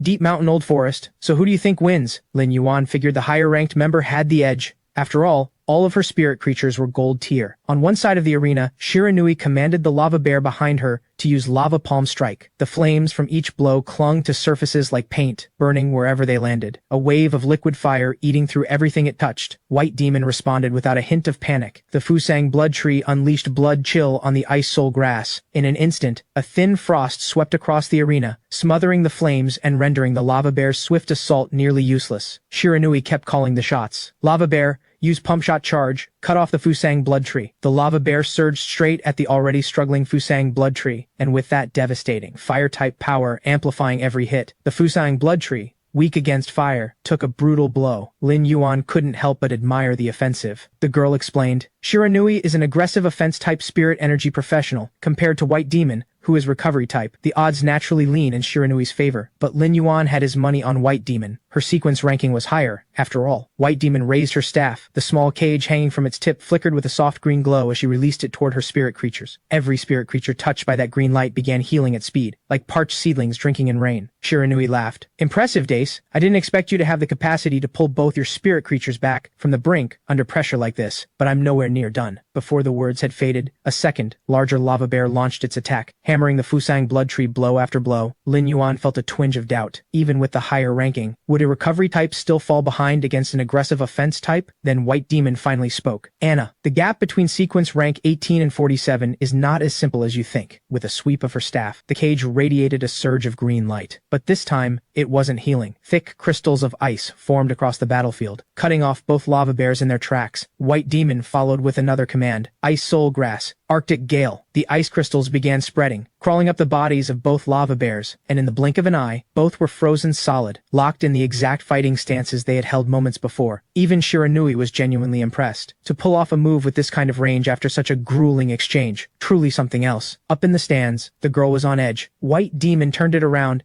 and finally stopped Shiranui's assault, but that ice won't hold them forever. Lin Yuan wasn't so sure it was that simple. Sure enough, while the lava bears were frozen, White Demon immediately had the revival phoenix butterfly inside the cage use its skill. Countless green light butterflies flowed into the heavily injured Fusang blood tree and ice soul grass, restoring their wounds. The crowd in the stands erupts. No one can believe the wounds were healed in an instant. Shiranui lets out a cold laugh. Typical of you, Dace, but I'm the one who's going to win. As she raises her hand, the larger blazing flame giant bear shatters the ice crystals in an instant, and White Demon's 2 gold-tier spirit creatures are critically wounded again, stripped of all fighting ability. That's tier suppression at work. That blazing flame giant bear has already reached platinum tier. Anna, I didn't expect you to come this far. What a shame, though. With that, White Demon opens the cage, and countless tiny dark red butterflies pour out, blanketing the entire arena. Shiranui remains unshaken. No matter what you throw at me, nothing can break through my blazing flame assault. Offense and defense in one. I trained this strike specifically to beat you. But White Demon simply raises one hand, and the swarm of tiny red butterflies fires like bullets toward the blazing flame giant bear. The fiery vortex,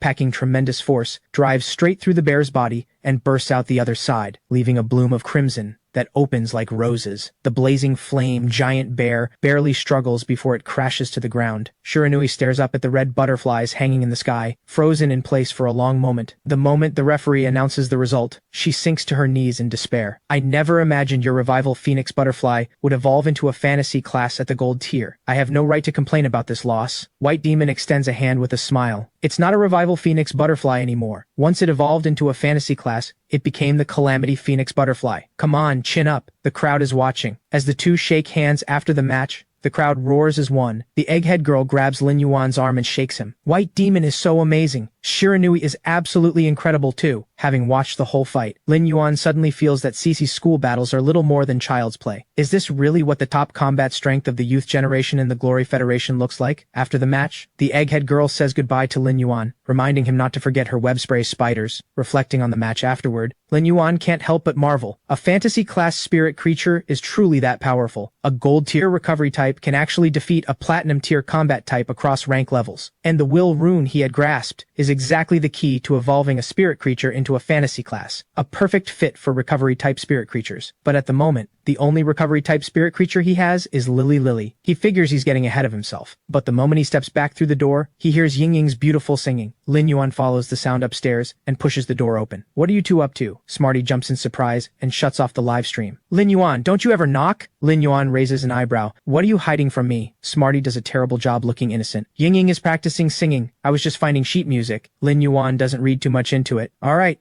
move over. I need to look something up online. Once out in the hall, Yingying whispers a worried question. What if Lin Yuan figures it out? Smarty hisses back. No chance. I closed the laptop fast enough. And that account? I registered it in secret. Lin Yuan has no idea. And Lin Yuan truly hasn't noticed a thing. He's busy searching for spirit creature advancement guides and listing 2 web spray spiders for auction on StarNet. 3 hours later, the Ostrich Logistics delivery Lin Yuan ordered online arrives. Hello, delivery unit 457 has delivered your package as scheduled. Please sign to confirm receipt. The unit then shouts at the new delivery assistant standing nearby. Bring the fragile items over. But the new girl stacks the boxes in a teetering, unstable pile, leaving Lin Yuan wide-eyed. That looks dangerous. Let me handle it. But the words are barely out of his mouth when the fish tank on top of the pile slides off. Smarty dives forward the moment it happens, arms out to catch the tank. The tank lands safely, but the mined goldfish inside is nowhere to be found. Yingying had already caught it in time, sparing everyone from a small disaster. The girl bows over and over in apology. I almost caused a disaster. I'm so sorry. Lin Yuan waves it off. Don't worry about it. Accidents happen to everyone. He opens the boxes to check the goods, and Smarty stares in surprise. Is Lin Yuan starting a farm? There are so many energy stones. Lin Yuan's answer is simple. You have to scale up to scale profits. Go on, head upstairs. I need to focus. I've uploaded the knowledge chip data to your StarNet account. so get studying. Smarty and Ying Ying happen to have plans of their own. Got it. Lin Yuan activates Lock Spirit, channeling threads of spirit energy from his palm into the fish tank. The mined goldfish looks incredibly fragile, as if the slightest force could end its life. An hour later, the mined goldfish has been strengthened from common grade to elite grade. Its body now clearly more than twice its original size. No wonder mined goldfish are notoriously high maintenance. They consume several times more spirit energy than green vine, yet return about the same amount. But how am I supposed to haul all these energy stones into the lock spirit space? 2 days later, Mobius keeps drifting over to admire the mined goldfish whenever there's a spare moment. I'm so envious. Such a spacious spirit pool to swim around in. Unlike me, stuck alone most of the time, and always getting interrupted for no reason. Lin Yuan, pouring energy stones into the pool, feels personally attacked. Fine, don't help. I've been hauling stones by myself for days. This is about the limit. The spirit energy concentration in the lock spirit space is fully saturated. If you want to increase it further, you'll have to wait until your next advancement. The mined goldfish keeps absorbing the spirit energy in the space. Lin Yuan is very satisfied. This will be the signature product of his store in the future. It would be perfect if it could awaken a dragon bloodline. I specifically chose the dragon eye variety for that reason. Mobius replies flatly. Doesn't that require dragon beast blood? That stuff is expensive. Lin Yuan knows that all too well. For now, the fastest path to profit is upgrading spirit creatures and flipping them quickly. Mobius eyes the spirit containers Lin Yuan has brought in with curiosity. More web spray spiders. Elite grade green vine sells well enough, but I need products with more of a standout quality. Mobius wonders why he bothers bringing them all the way in here to upgrade. Lin Yuan explains, because spirit energy conversion inside the lock spirit space is 5 times faster than outside. With that, he begins channeling spirit energy at full speed, feeding it one by one into each web spray spider. Sometime later, every web spray spider he recently purchased has been raised to epic quality. Done. Upgrading quality to epic alone only takes a little over 2 hours in here. Outside it would take at least 10 or more. At the same time, a notification arrives from Starnet. He opens it to find that the 2 web spray spiders he listed for auction have sold. His current cash flow crisis is resolved. But then another notification pops up. A tip of 500 federal credits. Can a Starnet store even receive tips? It's only when Lin Yuan spots the word livestream on the notification that it clicks. He bolts upstairs, and sure enough, Ying Ying's beautiful singing fills the air. This time he catches them red-handed. What are you two doing? Smarty bristles instantly. Studying. Lin Yuan doesn't even give Smarty a chance to close the stream. He pushes the 2 of them aside. Let me have a look then. A cute cartoon girl avatar covers most of the screen, while the comment feed is flooded with praise for Ying Ying's singing.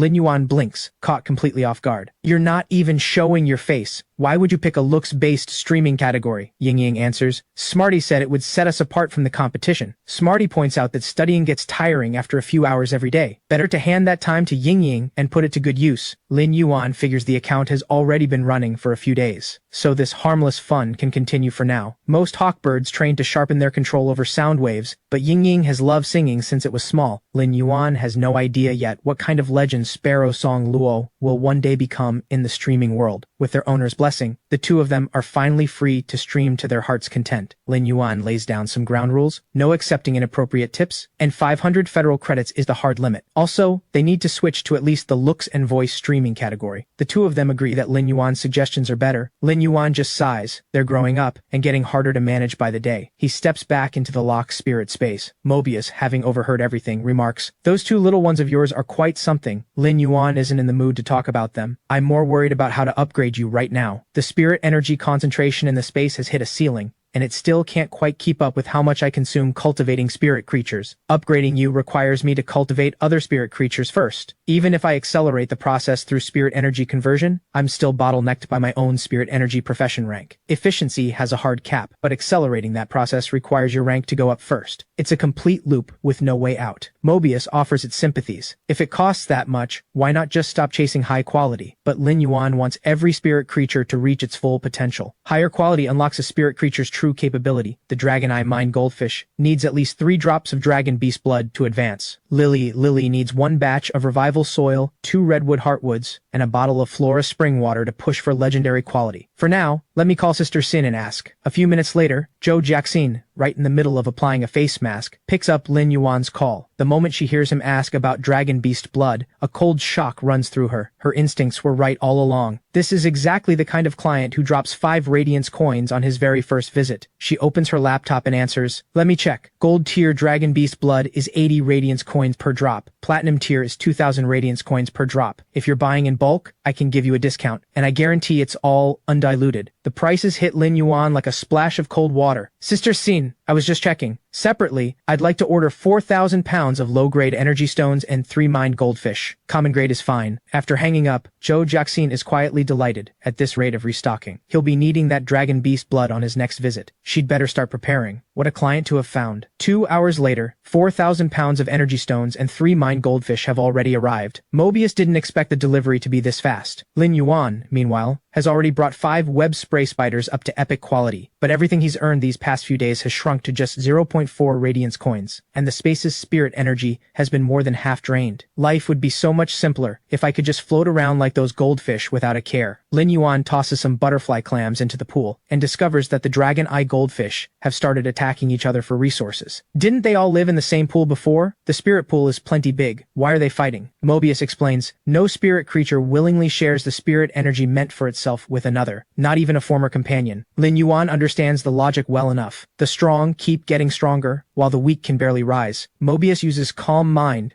to temporarily suppress the dragon eye mind goldfish's aggression. Nature keeps its own balance. The stronger an individual becomes, the more it should understand coexistence and order. Barring complications, the other 3 should evolve to elite grade within 5 days. Lin Yuan lets out a breath of relief. "All right, I'll leave it to you. Let me add some more energy stones." Just then, a shop notification arrives. The elite grade green vine he just listed has already sold out. Mobius tells him to go restock immediately. Lin Yuan agrees. It's also time to deliver those web spray spiders to the egghead girl. Back at the store, a young woman and a monk are deep in an argument. "I let you pick first because you're a monk, and you bought every last one without leaving any for me." Just as the 2 customers look ready to come to blows, Lin Yuan tosses 5 spirit containers onto the floor, summoning the 5 web spray spiders he just raised to epic quality. "No fighting in here. Take it outside." Both of them go quiet instantly, drawing a sharp breath. Could this be the work of a 2-star crafter? No way. Are those actually epic quality? Lin Yuan answers coolly, "These are custom orders, not for sale." Both of them look at Lin Yuan with a fresh respect. What does it take to get a custom order? Lin Yuan tells them he's not taking any this month, at least not until next month. They glance at each other and remember why they came in the first place. "Do you still have any elite grade green vine?" Lin Yuan tells them it's sold out, and he won't be selling elite grade green vine anymore. "What I will have is bronze tier green vine and elite grade mine goldfish. You're both welcome to place pre-orders." The words are barely out before the woman slaps down 5 radiance coins to pre-order the bronze tier green vine. The monk, not to be outdone, immediately puts up 8 radiance coins for the mined goldfish. Lin Yuan is at a loss. These 2 are clearly regulars. He didn't even get a chance to feel out the market price. He adds one more thing. First come, first served, as always. And if anyone causes trouble in this store again, they go straight onto the blacklist. The hot-headed woman and the easygoing monk immediately bury the hatchet, as if some unspoken understanding has made them shake hands and call a truce. Lin Yuan has no patience for pointless disputes like this. He needs to set up the store's rules as soon as possible. The monk eventually leaves, but the short-tempered woman stays behind. Lin Yuan decides to just ask her directly, "Is there something else you need?" "I genuinely have no spirit creatures left to sell right now," the woman asks with a hint of hope. "Actually, do you treat spirit creatures here? One that suffered core damage and serious injury?" Right now, Lin Yuan is only confident treating bronze tier spirit creatures quickly. Silver tier and above, I'm not taking those yet. The moment he finishes, the woman bursts into tears. "Thank goodness. My daughter's spirit creature is finally going to be okay." Lin Yuan is caught completely off guard. "Wait, daughter?" She looks about the same age as Cece. The woman shows him her daughter's bronze-tier spirit creature. Its roots were scorched by a horn demon during a trial near a dimensional rift. The words horn demon make Lin Yuan's heart sink. A horn demon's flames carry a withering trait, an absolute nightmare for any plant-type spirit creature. No wonder the damage reached the core. The woman bows deeply. "What do you charge?" "I haven't brought enough today, but I'll have it together by next month." Lin Yuan tells her not to rush. "I don't have time this month anyway. Just bring the injured spirit creature next month. As for payment, forget it. Just find me this instead." The woman blinks. "All you want is revival soil? I'm definitely getting the better end of this deal. Don't worry, pal. I'll track it down for you." Lin Yuan is pleasantly surprised. That would be great. And if she can't find it, they can always negotiate a different price later. After all, even Zhou Jiaxin doesn't carry it. This woman clearly has connections that go well beyond the ordinary. With revival soil taken care of, Flora spring water is something he can just throw money at. But Redwood Heartwood, for now, the only option is to bid for it at Zhenwu Pavilion. Lin Yuan isn't thinking that far ahead just yet. He makes a video call to the egghead girl. 5 web spray spiders are ready. Come pick them up soon. The egghead girl thinks he must be cheating. How has he already put together 5 epic quality spiders in just a few days? An hour later, she shows up. I can't believe how fast you pulled this off. Don't worry, I'm a walking lucky charm. I'll definitely unlock the transparent web. Lin Yuan urgently needs radiance coins, so he urges her to inspect the goods quickly, but she's even more impatient than he is. Just hand them over. I can't wait any longer. Before she leaves, Lin Yuan adds a reminder. One of those web spray spiders has deadly venom. Watch out for your hair. She takes immediate offense and whips off her head covering. I didn't get burned on purpose. Besides, my hair is almost grown back. She transfers the payment and walks straight out of the store. Lin Yuan shakes his head. That girl has the shortest fuse, but at least he has capital again, time to scale up production. And so Lin Yuan spends the next several days snowballing his operation, buying batch after batch, cultivating them to higher quality,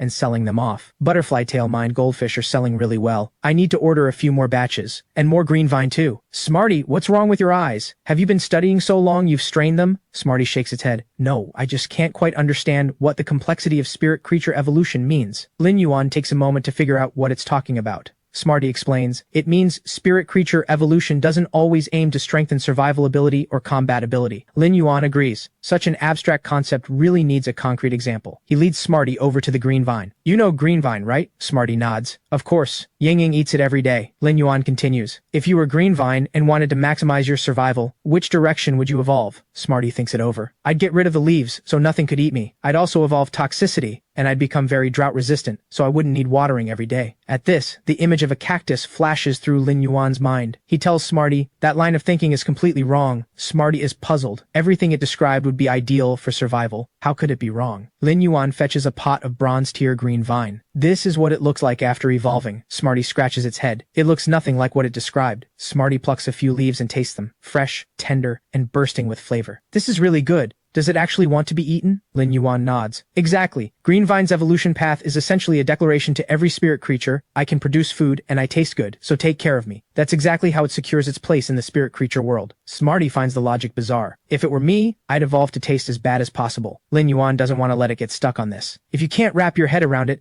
let's go for a walk and get some fresh air. They head outside, and Lin Yuan realizes it's been ages since he last left the house. He's been holed up indoors shopping online for days. The big screen at the shopping center is announcing a headline. The Crafter General Guild is reforming its certification process. Anyone who completes the 1-star crafter exam within 2 hours will be exempt from 3 life skill profession advancement exams and may proceed directly to the 2-star crafter certification. This is great news for Lin Yuan. He had only planned to sit the 1-star crafter exam. Now he can go straight for 2-star. But before he can even process that, another headline makes his brow furrow. According to recent Federation surveys, the dimensional rifts are expected to enter an active phase in 6 months. The Glory Federation will be moving to wartime readiness. All Federation citizens are urged to prepare in advance and remain calm. During the active period, the Spirit Suppression Division will be deployed to help contain the aberrant beast tide. A few short lines of news are enough to pull Lin Yuan's mind back to a dark, rainy night long ago. His parents were still alive then. But when a dimensional rift tore open without warning ahead of schedule, they left with nothing more than the words, "Take good care of Cece." By the next day, Lin Yuan learned from others that his parents were gone. He told the news to Cece, who had just woken up, and promised that from then on,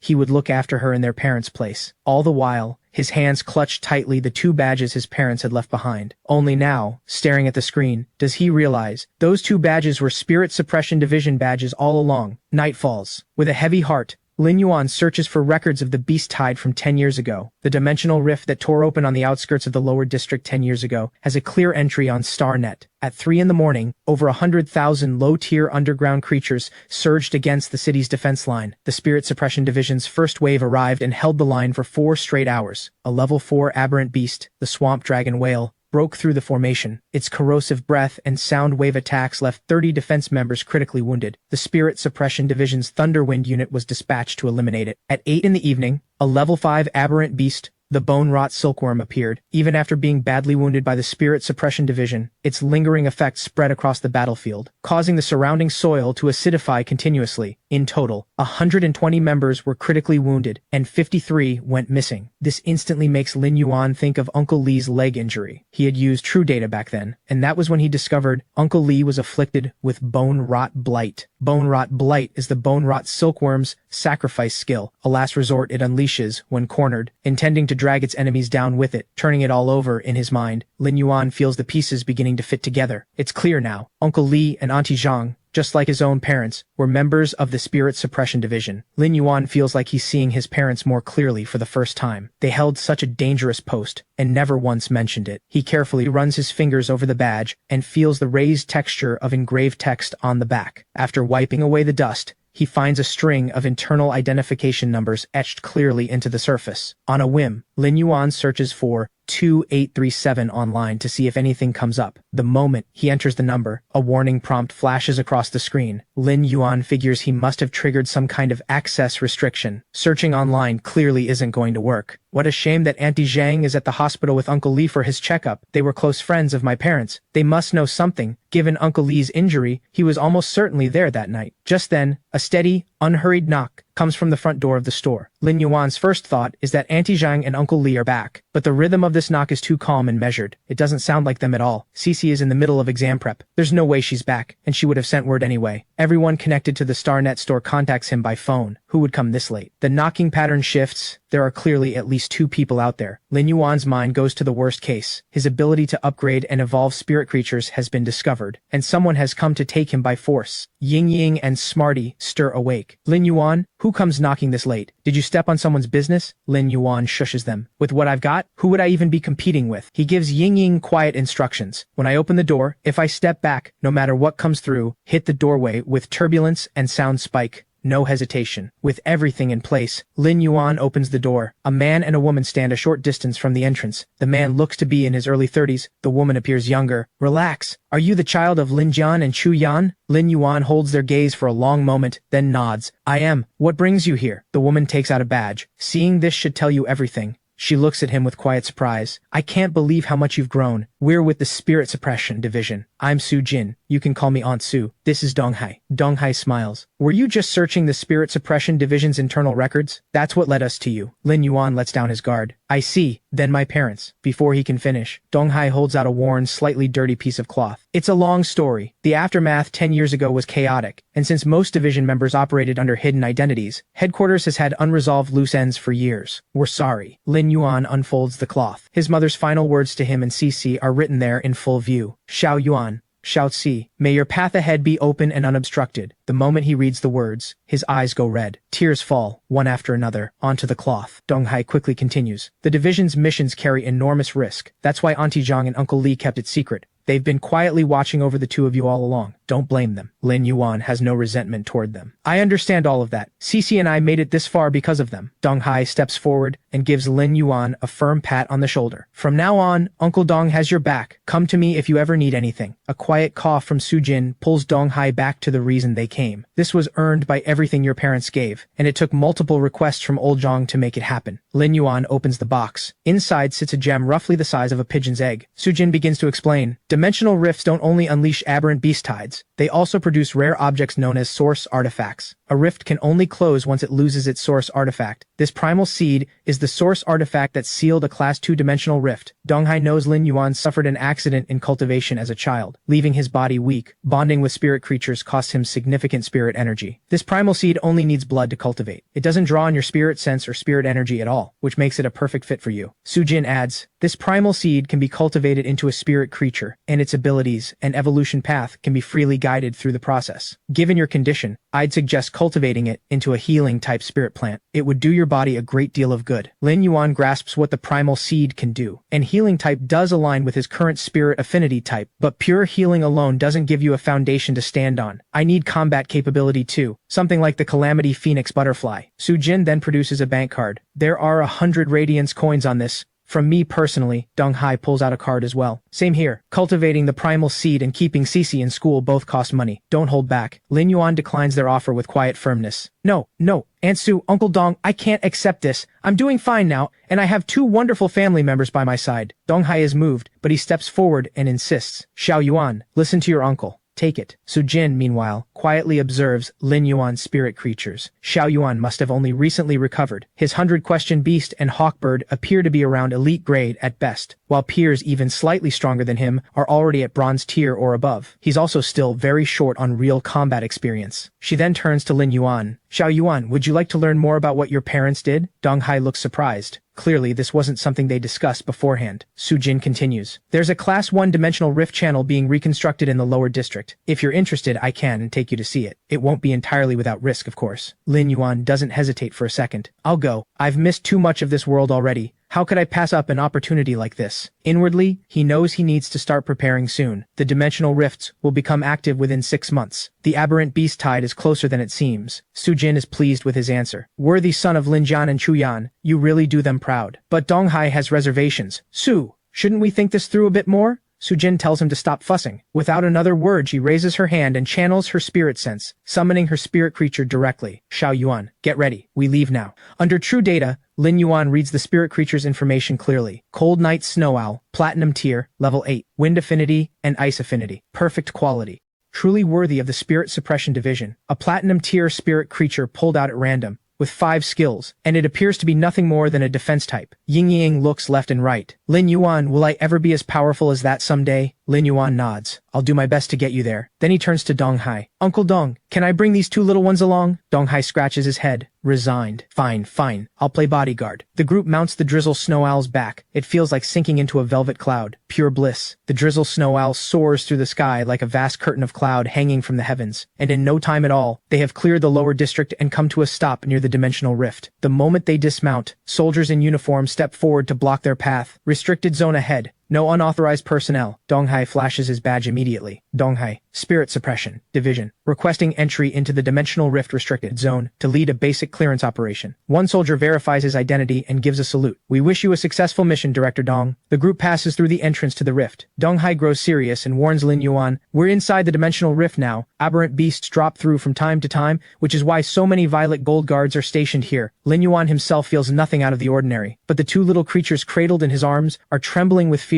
Su Jin tries to reassure them. Don't let the numbers fool you. Most of these aberrant beasts are only elite grade, and very few are even bronze tier. What she doesn't realize is that elite grade is already plenty dangerous for Lin Yuan. Dong Hai rolls his shoulders and cracks his knuckles. Lin Yuan, leave this warm-up to me. With a single snap of his fingers, he summons a massive wolf, steel blue in color, wreathed in a faint violet glow. The moment it appears, swarms of aberrant beasts close in from every direction. Dong Hai spreads his arms wide and sweeps them through the air like a conductor leading an orchestra. He bellows, "Hunt! My wolves!" The words have barely left his lips when the steel blue wolf's body fractures into countless shadow wolves, and they surge toward the aberrant beasts in a thunderous feast of carnage. The Ghost Shadow Terror Wolf family, Fang genus, Platinum Tier, Level 10, Shadow Affinity, Epic Quality. Lin Yuan has to admit, this Ghost Shadow Terror Wolf has been raised to an exceptional level. The combination of its exclusive traits and skills is a perfect fit for prolonged, high-burst combat. Just watching this battle makes the whole trip worthwhile. Dong Hai glances back with a grin. See that? Easy, not a drop of danger. But Ying Ying and Smarty, nestled in Lin Yuan's arms, seem to sense something. Something is watching us. At that moment,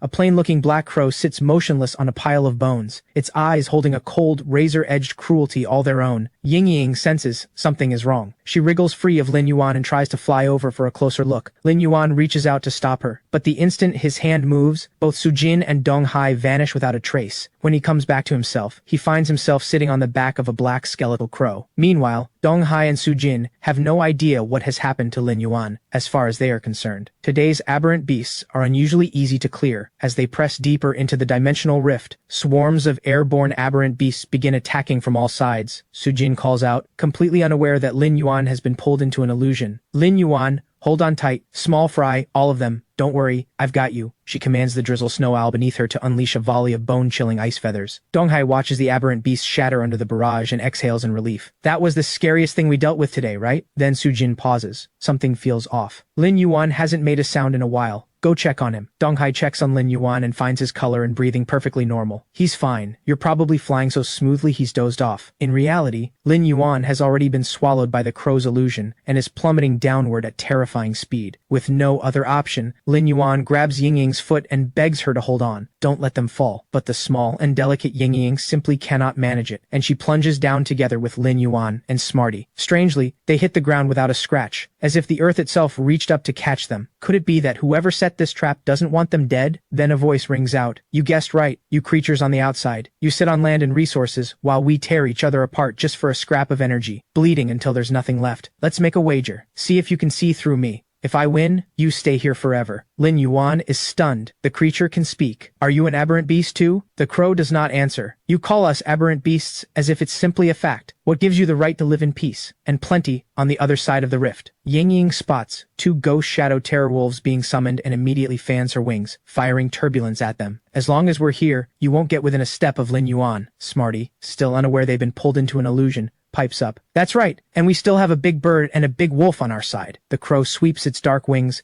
and conjures illusions of both Sujin and Donghai. Oh, the big bird and the big wolf you mentioned. Are these two their spirit creatures? Let me show you now who the real aberrant beast is. Within moments, Smarty and Ying are overcome with confusion, their strength draining away as the ghost shadow terror wolves trample them without mercy. But at that very moment, Lin Yuan activates Mobius's skill Calm Mind, and in an instant, every last wolf illusion shatters, while Smarty and Ying snap back to their senses. Because this is an illusion. I'm right, aren't I? Sujin and Donghai aren't here, not because you made them disappear, but because you never had the power to drag them in. The triple degree Crow Lord is only a common quality elite grade level 2, yet its dream illusion eye can drag enemies into a low-dimensional illusion. The triple degree Crow Lord never anticipated that every one of its tricks would be seen through by this little human kid. A human child, seeing through my abilities. Fine then, you die here. With that, it summons the ghost shadow terror wolf illusions again and charges. Smarty asks Lin Yuan, is this an illusion too? Lin Yuan replies, inside this space, it's real. Lin Yuan figures these illusion clones must be considerably more fragile than the real thing, and immediately orders Ying to aim turbulence at their feet. And Smarty, watch for your chance to strike them in the face. But the whole combination lands without leaving so much as a scratch. Lin Yuan decides there is no point pressing on. At this level, you have no chance of winning. The triple degree Crow Lord sneers. No point. You are humans and spirit creatures. We are aberrant beasts. Since when does your kind need a reason to fight? None of you are leaving today. From now on, you're my puppets and playthings. With those words, spirit energy surges through its body as it breaks through to bronze tier, and it crashes directly into Lin Yuan. The primal seed falls loose from him at the same moment. What gives you creatures the right to breathe clean air and eat freely, while we claw at each other in this rift just to survive? At that same moment, drops of Lin Yuan's blood fall directly onto the primal seed. Smarty and Ying are in no position to help. The wolf clones pin them down and grind them into the dirt. The triple degree Crow Lord surveys the scene and murmurs to itself, to live is only to suffer. Only in destruction is there eternity. But barely has it finished speaking when a blaze of holy light slices through the air like a blade, cutting every clone apart. The triple degree Crow Lord gapes, its eyes wide with disbelief. What is happening? Impossible. That's a primal seed standing against its own kind. Lin Yuan seems to grasp the nature of the illusion. Your power can strengthen spirit creatures inside this illusion. That power works for us too. At his word, Smarty and Ying lock onto the triple degree Crow Lord's weak point and deliver a finishing blow. The triple degree Crow Lord's body collapses on the spot, leaving behind a rune. You win. I thought my luck was finally turning. Lin Yuan looks at it. A kill rune. So the essence of an aberrant beast is killing, and that means we have no choice but to keep fighting too? Moments later, Lin Yuan breaks free of the illusion. He opens his eyes to find Donghai talking. Lin Yuan, wake up, we're heading back. Did that flock of crows startle you? Lin Yuan says nothing about nearly dying inside the illusion. He just shakes his head to show he is fine. Donghai and Sujin finally breathe easy. He was just worn out after all. Let's head back. On the way, Lin Yuan asks Donghai, if I want to get stronger, where should I train? Donghai answers without hesitation. The Star Tower, of course. Best place there is for combat training. Back home, Lin Yuan buries the primal seed Donghai gave him in a bed of low-grade energy stones. In the illusion, he had seen it change after absorbing his blood, and that vision was what it would look like after its evolution. The way to form a contract with it was through blood. With that in mind, Lin Yuan slices open his palm and lets the blood flow, then drips it onto the primal seed. He watches his blood get absorbed completely, the seed giving off a faint glow in return, and a cascade of layered voices fills his ears. More, don't stop. A desperate, aching hunger floods Lin Yuan's spirit sea. Time passes, and Lin Yuan loses track of how much blood he has given. He feels completely hollowed out, and has no choice but to ask Lily nearby to use her healing skill to slow the blood loss just enough. And then, like a plant awakening, the primal seed sprouts a tiny green shoot a few centimeters tall. Lin Yuan stares at it, half dreaming. Wouldn't it be perfect if this plant grew a mouth like a carnivorous plant? The very next moment, it does exactly that. A snapping, predatory maw blooms open, exactly the kind he imagined. Perfect. I'll call you Red Thorn from now on. Lin Yuan tries offering a carrot as Red Thorn's first meal. Red Thorn shakes its head with surprising personality. He tries an energy stone instead. Red Thorn shakes its head again. At this point, Lin Yuan can barely keep it together. An image flashes through his mind of himself permanently hooked up to a drip, feeding Red Thorn his own blood indefinitely. Just then, Smarty rubs its eyes and pokes its head through the door. Lin Yuan, don't you need any sleep? Lin Yuan waves it off. I'm fine. The two of you had it harder than anyone at the dimensional rift yesterday. Smarty spots the strange new plant on the table. What's that? Is it the big plant from yesterday? Lin Yuan makes the introduction. This is Red Thorn. It's one of us now.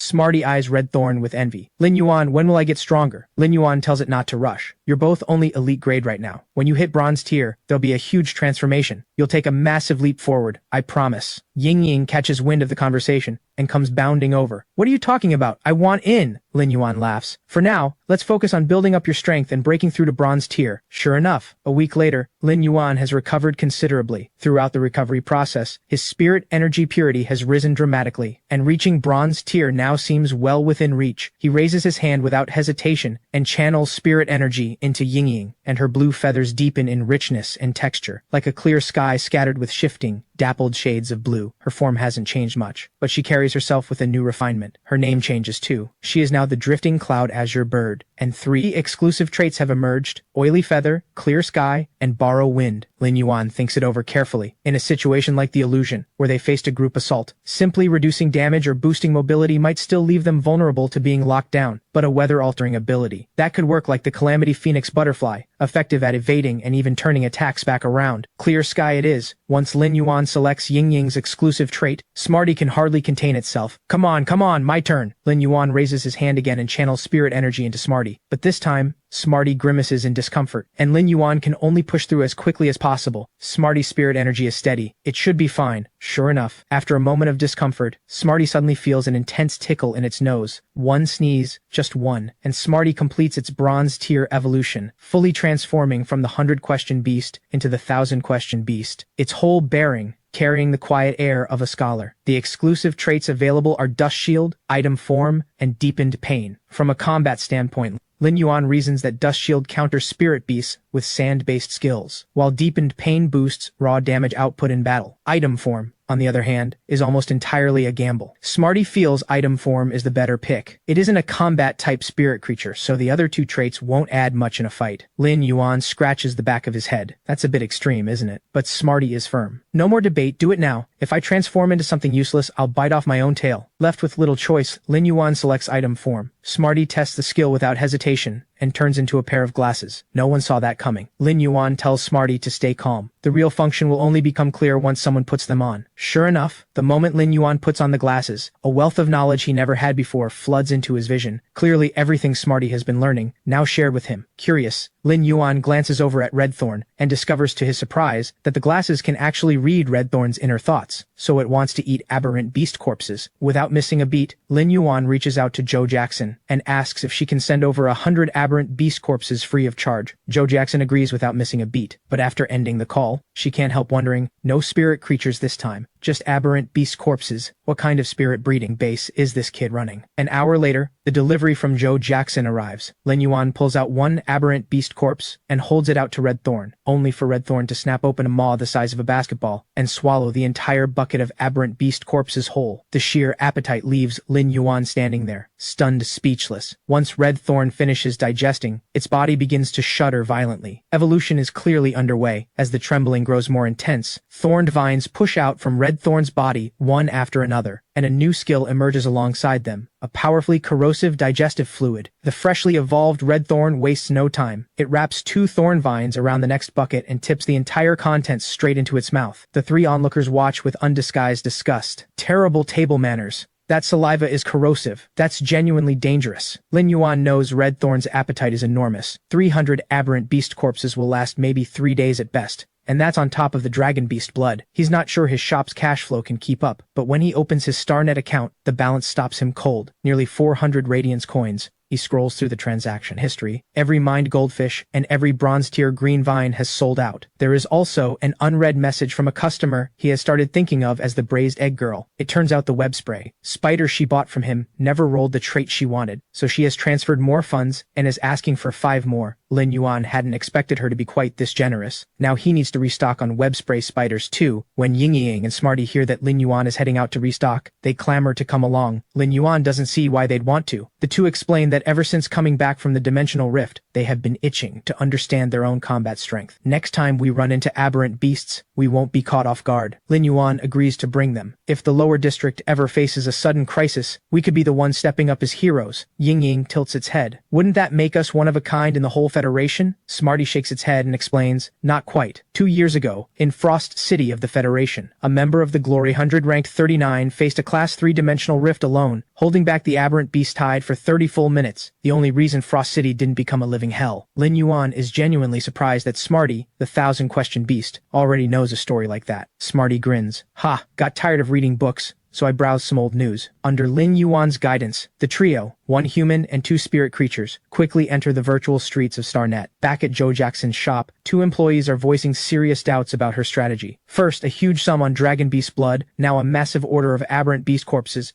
And you're telling us the buyer is some brand new shop that just opened on Starnet? What if it's a scam? At that very moment, Lin Yuan walks through the door. Quite lively in here. Did I come at a bad time? Sounded like you were arguing. Joe Jackson doesn't miss a beat. Not at all. Just a team meeting. Planning next quarter's featured products. Everyone's being very enthusiastic. Lin Yuan pulls out his Starnet card. Sister Sin, this time I need 3,000 aberrant beast corpses, 10,000 jin of low-grade energy stones, half a jin of butterfly clam, 40 common-grade mine goldfish, and 5 elite-grade Level 10 perfect quality web spray spiders. Pay up front. The 2 employees who had been worrying about next month's paycheck freeze solid on the spot. Joe Jackson smiles. What are you two standing around for? This is owner Lin, the new partner I told you about. Go take care of our best customer. The 2 do a complete 180. Right this way, honored guest. We carry everything you need and we'll do our very best to satisfy. Lin Yuan thinks to himself, how refreshingly honest. Joe Jackson continues, I figured you'd be back for more common grade mined goldfish, but I think there's something here that'll interest you even more. Pregnant elite grade mined goldfish, 5 fortune blue longevity breed. Lin Yuan turns it over in his mind. 1 pregnancy can yield thousands of fry. Normally, without sufficient spirit energy, the eggs are nearly impossible to raise, but inside the spirit conversion pool, in the lock spirit space, that stops being a problem entirely, and the 5 fortune blue longevity is one of the hottest items on the market. He gives a thumbs up. I'll take them, and the dragon beast blood I ordered before. Any chance I can get that early this time? Joe Jackson feels a surge of excitement, so there really is a crafter behind this shop, and anyone who can handle a pregnant 5 fortune blue longevity must be at least a 2-star crafter. Lin Yuan leaves satisfied, reflecting that he had seriously underestimated Sister Sin's connections. Smarty asks where they are going next. Lin Yuan answers, didn't you two want to test your combat strength? Then let's check out the Star Tower that Dong Hai mentioned. The Star Tower is one of StarNet's most unique facilities. Training rooms, simulation matches,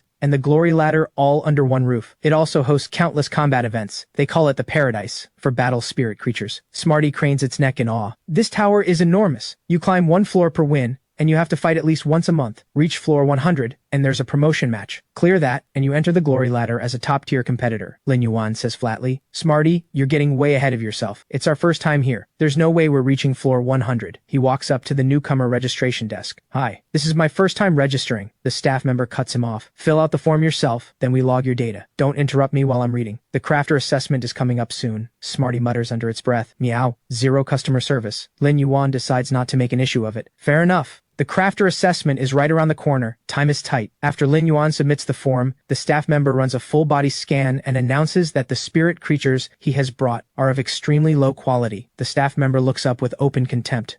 What exactly are these 2 you've brought? I don't even recognize one of them. Smarty thinks it is being called rare. Really? So I truly am one of a kind? Lin Yuan doesn't have the heart to correct it. You could say that. Lin Yuan opens his attribute panel, briefly considering entering Lily in the competition. But with Mobius's lock spirit space available, that already counts as a combat capability of its own. Ying turns to the staff member. What floor do we need to reach before we can face someone at the Glory 100 level? Lin Yuan tells it not to reach so far ahead. Ying says it is just asking out of curiosity. The staff member offers a helpful note. At least above floor 100, I'd say, though there might be an exception these past couple of days. It would probably be best if you don't run into certain people on your first visit. Lin Yuan blinks. So, there actually is a chance to challenge someone powerful here? He makes his way to the competitor prep room and discovers that even the battle terrain and weather conditions can be customized. Truly worthy of the Star Tower. He taps the matchmaking button and gets paired with an old-timer who has fought 471 matches. The man's highest floor ever reached is 3. Odds are he has been getting stomped every single time. Once Lin Yuan configures the terrain and weather, he steps directly into the arena. Smarty, you're up for the first match. Go for it. Smarty curls its lip. Have you been watching too many cartoons? The old man spots a newcomer and can't hold back a laugh. Perfect. Win this one and I'm done for the month. Smarty wants to swap in Ying Ying, but Lin Yuan has already made the call and won't take it back. Smarty, just get through this one. Give the old timer some respect. The old man raises his hand and summons a gray armor beetle. Young one, don't underestimate the bond between me and my gray armor beetle. Go. Use Gnaw. Lin Yuan is about to call out a strategy. Smarty, use. But before the words are out, the gray armor beetle has already been slapped flat on the ground by Smarty and stopped moving entirely. The old man collapses face down, sobbing. Little Chung, what happened to you? Young people today are so rough. Lin Yuan feels a twinge of guilt. This is Starnet. Your spirit creature will be just fine. With one victory secured, Lin Yuan queues up for the next match. It is not until past the 10th floor that he finally faces an opponent using elite-grade spirit creatures. The fight barely begins before Ying Ying hits both elite-grade spirit creatures with a single sound spike and takes them down. Back in the prep room, Lin Yuan considers putting Smarty in for the next match, but Smarty has had enough. I'm sitting out the next one. 15 rounds straight. And every single time it's over before I even do anything. Lin Yuan reassures it. Bet we'll run into a real challenge soon. Sure enough, when he hits the matchmaking button, the opponent's profile shows 3 bronze-tier spirit creatures, a toxic fire python, an acid mist python, and a marshwater python. Every detail on full display. Clearly, this person is very confident in their strength. Ying Ying and Smarty, on the other hand, light up with excitement. Now we're talking. Time to show what we can do. Lin Yuan enters the arena, only to find his opponent already inside, waiting. Well. You actually showed up. I half expected a newcomer to back out, checked your stats and thought you might be someone serious. Turns out you've only brought a cat and a bird. Are you here for a field trip? At that, Lin Yuan and company can only manage looks of pure exasperation. Huang Chengling keeps going. And a recovery-type profession on top of that. What, is that bird going to whip up bird's nest soup mid-battle to patch people up? Lin Yuan shifts Smarty into glasses form and puts them on. You talk too much. I'm ready. Can we start? Huang Chengling lets out a cold snort. Fine. Never met a newcomer so eager to lose. In his mind, half his strength will be more than enough to finish this. Through the glasses, Lin Yuan can see all 3 pythons growing sluggish, a direct reflection of their trainer's overconfident state of mind. He orders Ying Ying to fire Sound Spike immediately, targeting the soft underbellies of all 3 snakes. Every shot is swallowed up by the thick wall of acid mist. The acid mist python spews out. Huang Chengling smirks with satisfaction. Honestly, if your little cat had been on the field, I might have been slightly more cautious, but you turned it into glasses. All you've got is that little bird. Is that firepower really enough? Lin Yuan doesn't dignify that with a response. He directs Ying Ying to charge straight at the acid mist python's nose. The toxic fire python spots Ying Ying coming and immediately blasts out a plume of venomous flame. Lin Yuan calls on Mobius to open the locked spirit space, and a burst of green light wraps around Ying Ying, carrying her through the toxic fire unharmed. Before she strikes the toxic fire python squarely on the jaw, Lin Yuan calls out with a grin. No need to hold back, I'm going all in. Huang Chengling hadn't expected such a rough start. He immediately orders the marshwater python to join the fight at full force. Sure enough, with all 3 pythons unleashing water, fire, and venom simultaneously, Ying Ying can do nothing but dodge. There is no room to strike back. Lin Yuan knows that if this keeps up, his healing spirit energy won't last much longer either. Then Smarty speaks up. Lin Yuan, I've finished analyzing the spray composition of both the acid mist python and the toxic fire python. I also understand how their discharge mechanism works. Lin Yuan processes the data in a flash and calls out to Ying Ying, go straight for the toxic fire python's eyes. Take one down first. Ying Ying dives toward the toxic fire python without hesitation, while the acid mist python chases close behind, spraying acid mist the whole way. Huang Chengling scoffs at what he sees as a cheap trick and orders the toxic fire python to launch a full toxic fire offensive against Ying Ying. But just as the scorching flames erupt from the python's jaws, Lin Yuan orders Ying Ying to hold her position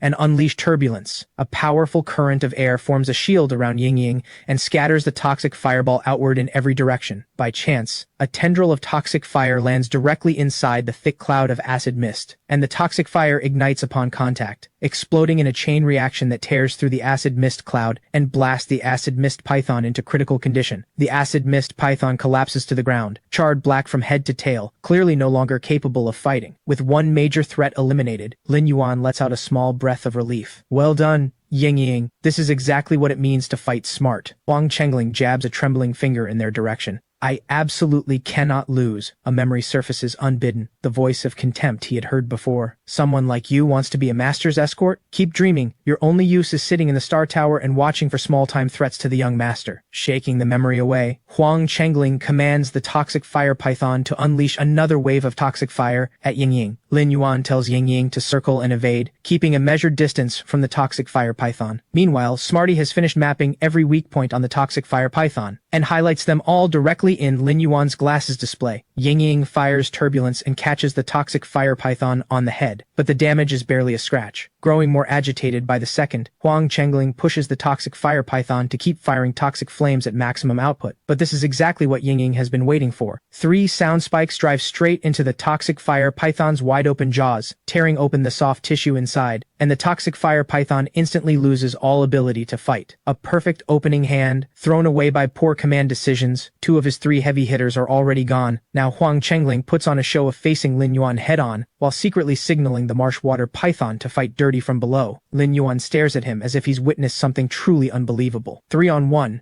and you're only saying all this now? Then, under his breath, he instructs Mobius to call out the mind goldfish, which activates its spirit anchor skill. A deep, dark aura envelops Ying Ying from head to tail, restoring a portion of her depleted spirit energy. Then the ground cracks open with a sharp snap, and a massive column of water erupts from below, slamming into Ying Ying right in the middle of her recovery. Lin Yuan has no choice but to call for evasive action, but Ying Ying's spirit energy reserves are running dangerously low. At that moment, a head emerges from within the water column, tongue flicking, poised to swallow Ying Ying whole. Huang Chengling is certain he has won. Lin Yuan sees no other way. It is time to gamble everything. He calls for Ying Ying to use Sunbreak. At his command, the cloud markings on Ying Ying's feathers radiate a soft, steady glow. The water column it touches heats in an instant, and evaporates. The marsh water python drops from midair and crashes hard to the ground. More accurately, the moment it made contact with Sunbreak's light, it simply ceased to exist. Huang Chengling stands frozen, eyes wide with total disbelief. Impossible. I came down from a higher floor specifically to stomp newcomers.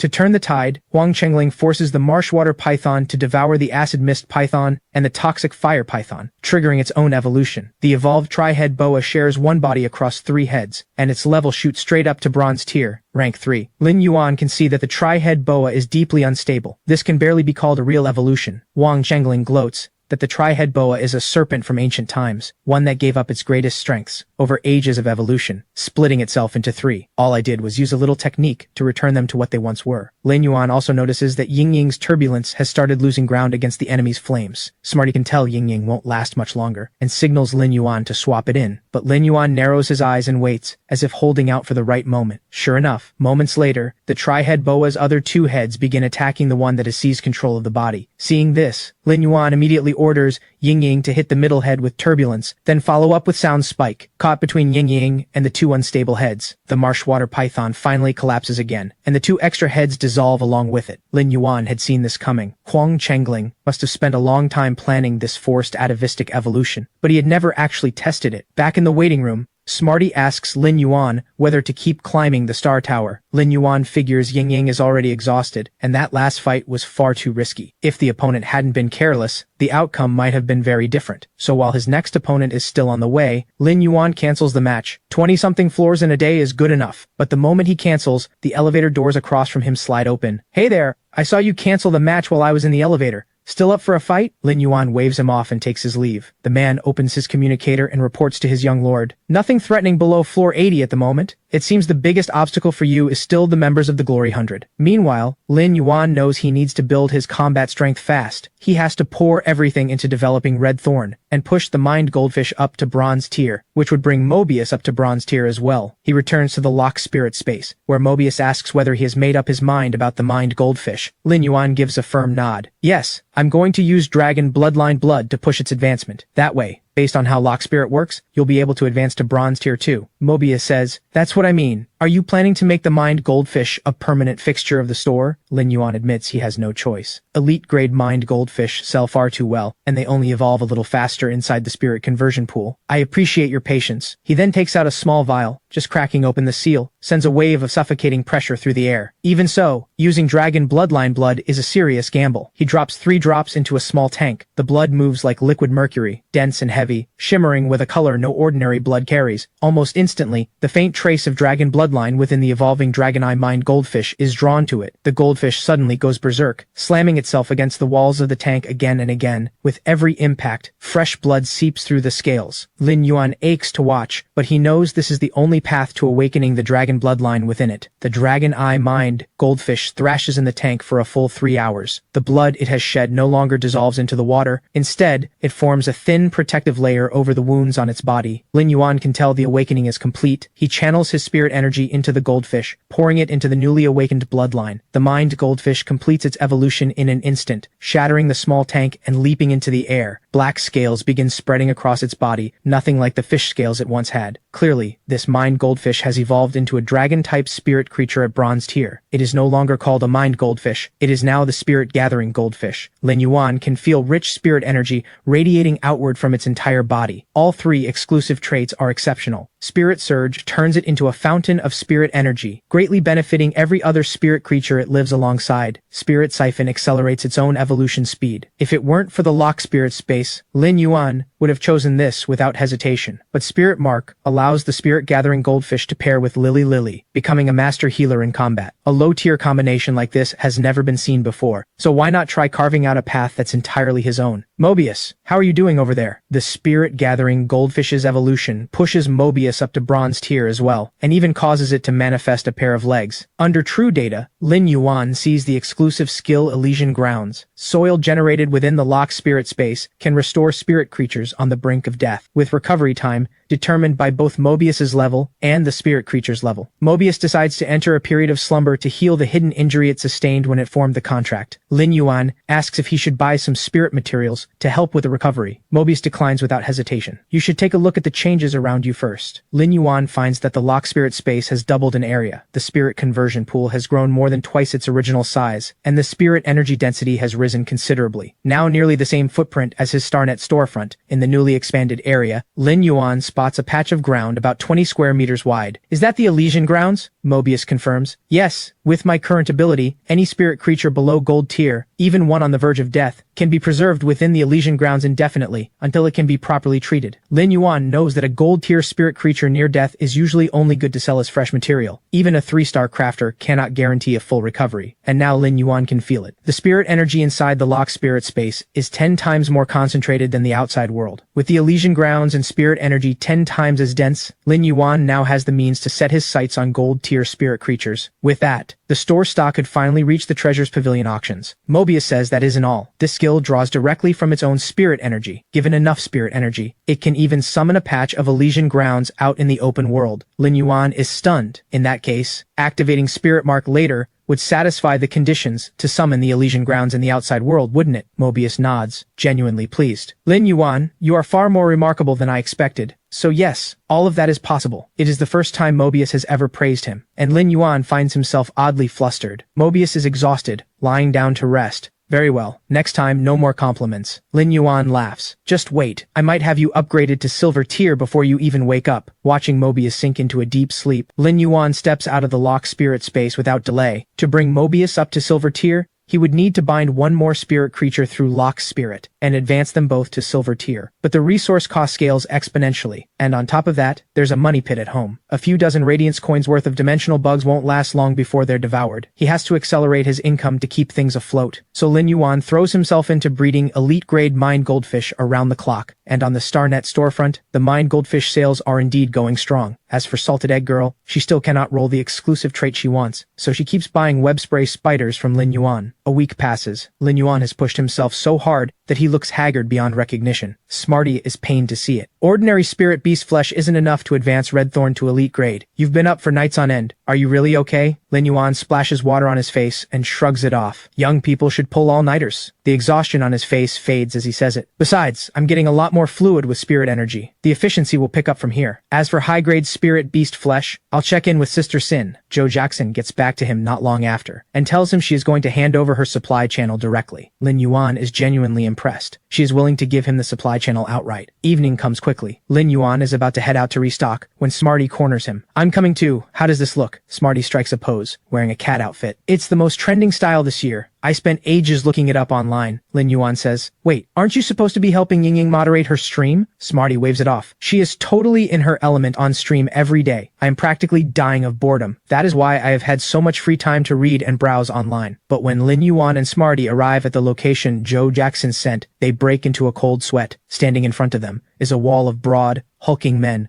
with murder in their eyes. Hey kid, where do you think you're going? Pretty sure you've got the wrong place. Lin Yuan quickly states his purpose. I'm here to buy high-grade, spirit creature flesh. The three buffoons immediately dismiss him. Flesh? We don't have that. This isn't a shady operation. Exactly. What is some greenhorn kid playing at? Bronze tier runs 20,000 federal credits a pound. Silver tier is 150,000. How could you possibly afford that? Lin Yuan is at a loss for words. They just said they don't have any, and then proceeded to list the prices. The one in the black bandana realizes he has slipped up and immediately gets pummeled by the other two. Ow, easy. He might not even be a spy from the Spirit Suppression Division. Lin Yuan thinks for a moment, then cuts in. Actually, Sister Sheen sent me, but now they suddenly act sharp again. You say that like it means something. We are not just going to believe whatever you tell us. Exactly. Even if we believe you, you still have to pass our test. Unless you can survive our trial. Yellow spot hounds? Tear him apart. 3 yellow spot hounds lunge forward, all fangs in fury. Lin Yuan is worried about going too hard. Smarty, take it easy. They are not even elite rank 2. In a flash, all 3 snarling yellow spot hounds are dealt with swiftly and mercilessly by Smarty, but the 3 buffoons only get more insufferable. They cling to Lin Yuan's legs and wail on the ground. Don't think this means we will let you through. Even if you beat us, we are not giving in. Fortunately, the real boss steps out. Enough! All of you. I told you to guard the door without drawing attention, and this is what you give me? He turns to Lin Yuan and apologizes. Sorry about that. I just confirmed your identity with Sister Shin. I don't mind taking on more business, but unfortunately, you have come at a bad time. I only receive a batch of high-tier spirit creature flesh once a month, and the last one already sold out. The man shoots the 3 buffoons a withering look. And the reason we're out of stock? These 3. I told them to get high-grade spirit creature flesh. They came back with high-grade dimensional creature flesh. The buffoons shrug. Sounds close enough to us. It's not like anyone's going to eat it. The man nearly loses his composure on the spot. Even your yellow spot hounds won't touch that stuff. It's toxic. Bury it in the ground and it'll contaminate the soil. Maybe the 3 of you should just eat it yourselves. A sudden idea strikes Lin Yuan. The dimensional creature flesh, would you sell it to me? The man blinks. If anything goes wrong, I'm not covering the aftermath. Think it over. I understand, Lin Yuan says. The man has no reason to refuse, and leads him in to pick up the goods. The 3 buffoons cannot believe someone showed up to take this mess off their hands. Come back any time. We'll give you a discount next time. Smarty quietly asks Lin Yuan whether that flesh would even work the same way. Lin Yuan figures it should be fine. Red Thorn is a creature of the dimensional rift after all. Probably no difference. Cut to Lin Yuan buying 3,000 pounds of dimensional creature flesh in one go. Just the color alone hints at the corrosive energy within. He picks up a piece with his tongs, hesitating. It's practically at Red Thorn's mouth already, but he can't stop worrying. Would the corrosive nature of dimensional bug flesh actually harm Red Thorn? Red Thorn has no patience for his second guessing. It wraps a vine around an entire bucket of flesh and dumps it straight into its mouth, but moments later, the corners of Red Thorn's mouth begin to ulcerate. Lin Yuan panics. This is bad. Red Thorn has no immunity to the corrosion. Would Lily's healing even work against dimensional creature tissue? Just as Lin Yuan is about to make Red Thorn spit it all out, Red Thorn begins slowly repairing itself, drawing on the energy absorbed from the rank 1 dimensional bugs. The stem below twists and coils like braided rope. Smarty thinks it is searching for a new direction of evolution. It only dawns on Lin Yuan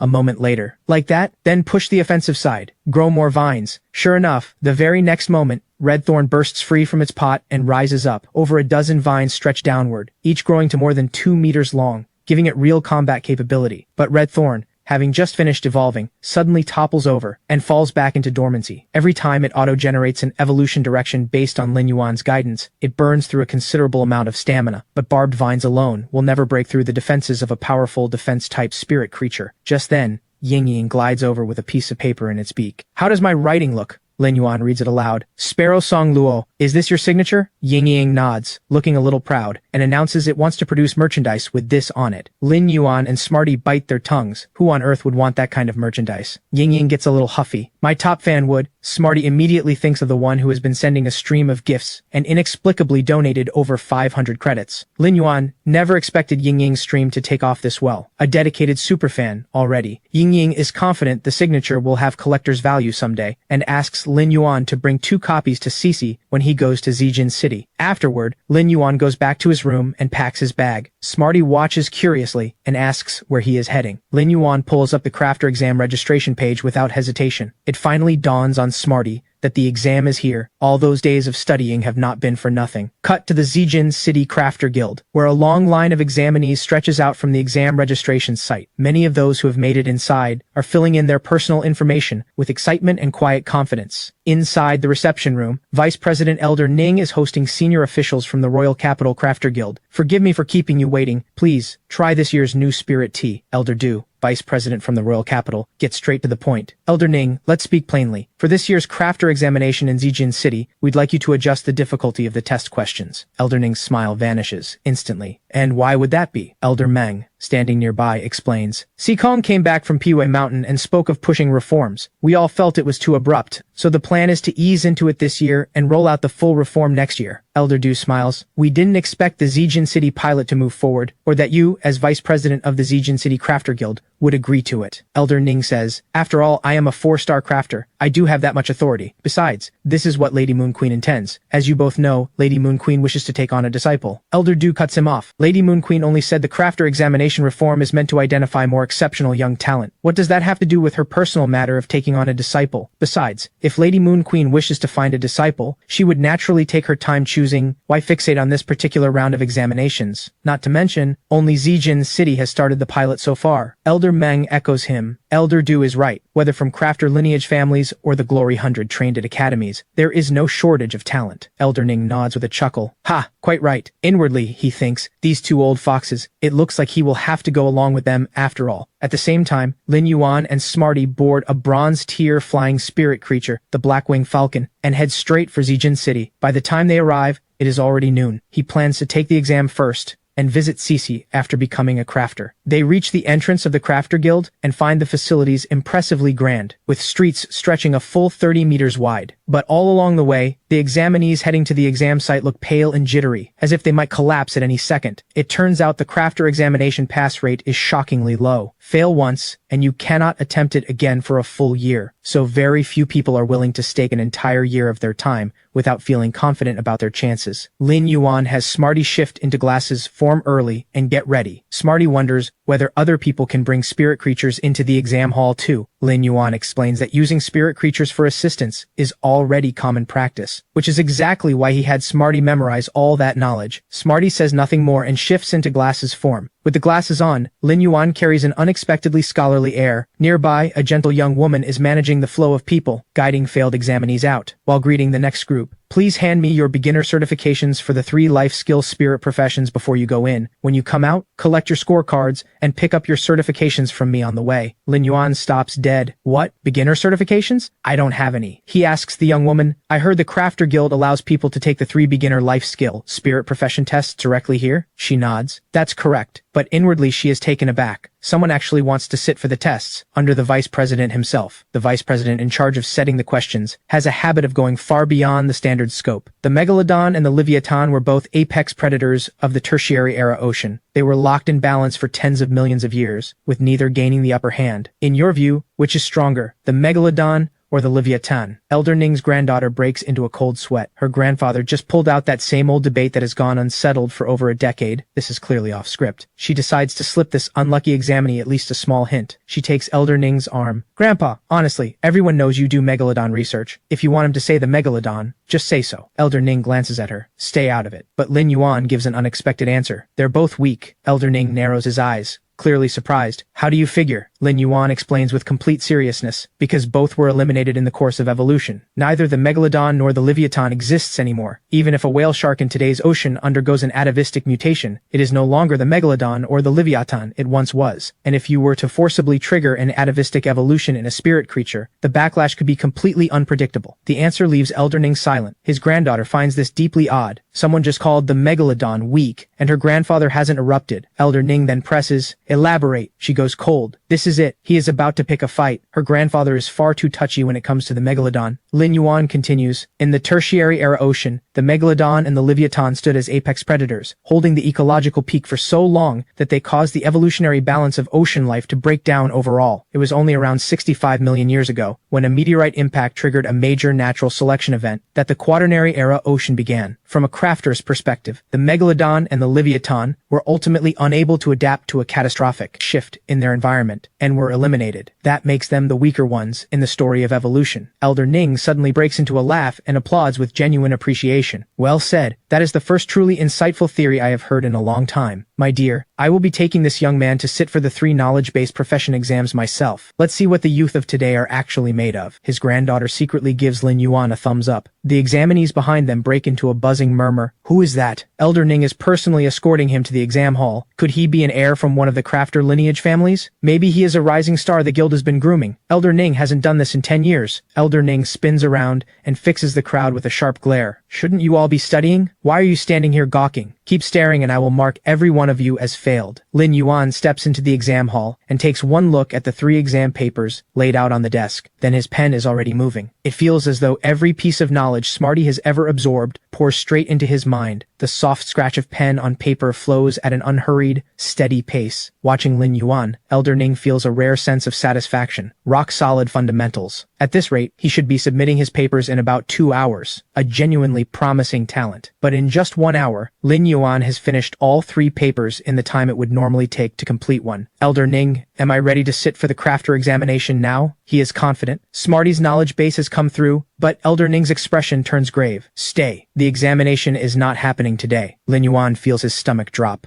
Why? Did I fail the 3 life skill profession tests? Elder Ning looks up from the papers. Quite the opposite. You did too well. You have broken the combined score record for all 3 life skill spirit profession exams. Per regulations, the results must be reported to the life skill spirit profession guilds, which means the crafter examination will have to be pushed to tomorrow. But I was planning to try finishing the 1-star crafter exam in under 2 hours. Elder Ning chuckles. What? Were you going to challenge the 2-star right after? Tomorrow it is? Lin Yuan knows better than to push further. Plans never keep up with reality. Smarty points out that they can at least go see Cece today. Then Elder Ning speaks up again. Since the exam isn't happening today anyway, would you like to come see something rather remarkable? Elder Ning takes Lin Yuan down into his private underground breeding chamber. A single glance reveals a pool stretching nearly 1,000 meters in every direction. Just the movement of the water alone carries a crushing pressure. Elder Ning activates his spirit energy, and 3 will runes pass through his body, releasing waves of powerful spirit force. This spirit energy is exactly as the legends describe, not only a 4-star crafter, but a genuine king rank powerhouse. Soon, a dorsal fin covered in deep crimson markings breaks the surface, cutting through the water like a blade. A massive body over 10 meters long launches itself clear out of the pool, sending walls of water crashing in every direction. Elder Ning runs a hand along the great creature and says, "This is the dark fang sheer shark I have spent years raising. What do you think?" Lin Yuan stares at those teeth, feeling as though everything alive would be ground to nothing between them. He scans the creature with true data. Platinum tier, rank 10, legendary quality. Elder Ning regards him with approval. Not bad, so tell me, why haven't I advanced it to diamond tier? Lin Yuan speaks his mind. Because you want to trigger its mutation toward the megalodon at precisely the moment it crosses into diamond tier. Elder Ning finds that Lin Yuan has real instincts. Would you mind fetching something from the workbench over there? Lin Yuan opens the case and finds 10 vials of dragon bloodline blood inside. He picks one up, his hand trembling. These must be platinum tier, and a single vial has at least 200 drops. Elder Ning grabs several vials and tosses them into the pool without a second thought. Young people and all their dawdling. Lin Yuan stands there completely dumbfounded. That many vials, easily worth over 2 million radiance coins, thrown in as a snack for a shark. Elder Ning offers an explanation. Using dragon bloodline blood to feed it is not something I do by choice. Megatoldons fed on dragon-type creatures in prehistoric times. That is simply what they ate. So remember this, Lin Yuan. A crafter's title may sound all-powerful, but the evolution of any living creature always follows a traceable path. No exceptions. Now go. Come early for the exam tomorrow. He turns and walks out of the breeding chamber. Lin Yuan turns the words over carefully in his mind as he follows. Yes.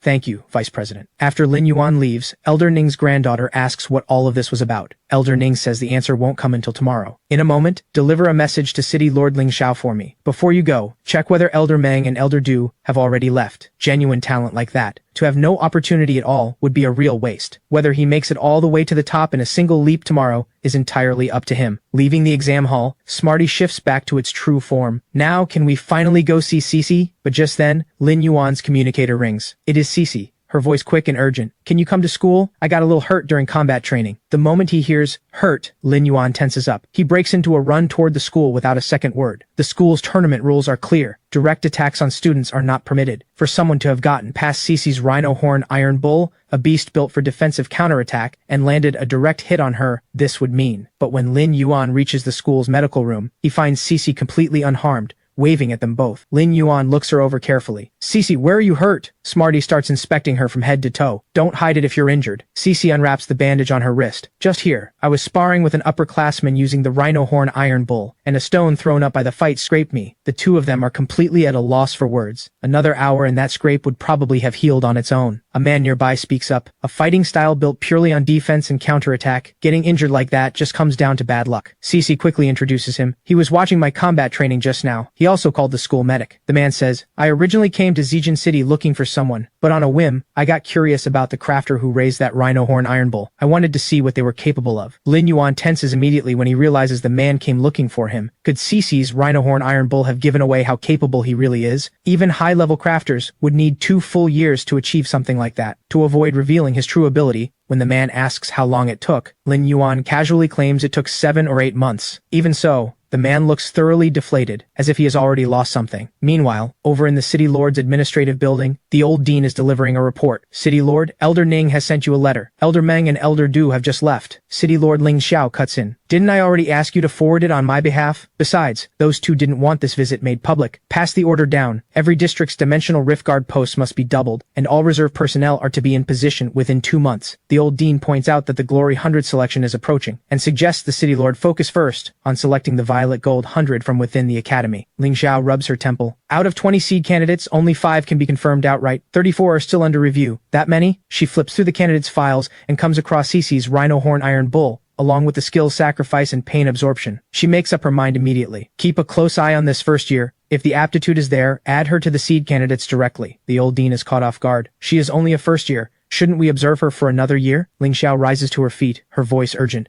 We don't have time. Among the 32 major cities of the Radiance Federation, Zijin City ranks 5th in economic strength, yet we have only 3 members in the Glory 100. For 2 years now, Zijin City's development has clearly been hitting a wall, if this keeps up. Elder Ning dares not question the City Lord's decision. He bows immediately. Understood. But in his heart, he thinks she is growing more and more forceful by the day. Not that it is hard to understand her urgency. If that rising star who made the Glory 100 2 years ago hadn't been forced to step down so unexpectedly, things might have turned out far better. But now. Meanwhile, the man in white explains his purpose to Lin Yuan. I actually came here for 2 things. The first is to find someone, an old friend of mine. I had hoped he would be recuperating here. If he were willing, teaching at this school would be no trouble at all. The second matter is also about finding someone, the dream singer I carry in my heart, an untamed, once-in-a-generation flower blooming in this restless age. Cece remembers that a few classmates are indeed doing live streams. What's his name? I might actually know him. The man in white answers with barely contained excitement. Sparrow Song Luo, but Cece has never heard that name at school. Lin Yuan and Smarty break into a cold sweat if he ever finds out Sparrow Song Luo is a bird. Will he fall apart? The man in white comes up empty-handed and decides to take his leave. Talking with you has been a real pleasure, until fate brings us together again. Lin Yuan waves back. Goodbye. Afterward, the man in white makes a phone call. Quite an interesting person, he thinks, and clear crafter potential too, especially in how he thinks about raising spirit creatures. With someone like this around, Long Tao's dream of becoming Moon Queen's disciple is not going to be easy. Then he speaks into the phone. No luck. Still couldn't find Lu Ji anywhere in Zijin City. If his wounds of the heart are ever going to heal, only time can do it. On Cece's end, she teases Lin Yuan about finding a girlfriend soon. Lin Yuan quickly changes the subject. Oh right, Cece. This is from Ying Ying. Her autograph. She's convinced it'll be worth something someday. Cece accepts it and promises to keep it safe. By the way, what brought you to Zijin City? I had barely told you I was hurt before you showed up. Are you here to restock? Lin Yuan points at himself. Didn't I tell you I was sitting the crafter examination? Cece blinks. You're taking it this year? That fast? Lin Yuan says he came prepared enough to go straight in. There's a restaurant up ahead. Let's grab a bite and catch up. The two of them order enough to fill the table. Lin Yuan asks about how Cece has been using the Rhino Horn Iron Bull. For your next spirit creature, what direction do you want to focus on? Cece is perfectly candid. I've been using it great actually, but it makes me so angry. My classmates gave me a nickname. They call me Big Iron Bull. Lin Yuan puts on a mildly offended face. How rude. Inside though, he thinks it is actually a little better than the iron barrel he had been bracing for. After a satisfying meal, Cece looks thoroughly content. This is the best. Growing up, fish head soup was only for New Year. Lin Yuan says now that things are better, she should stop pinching every coin. To strengthen the Rhino Horn Iron Bull's defense and striking power, you need to keep feeding it all kinds of metals.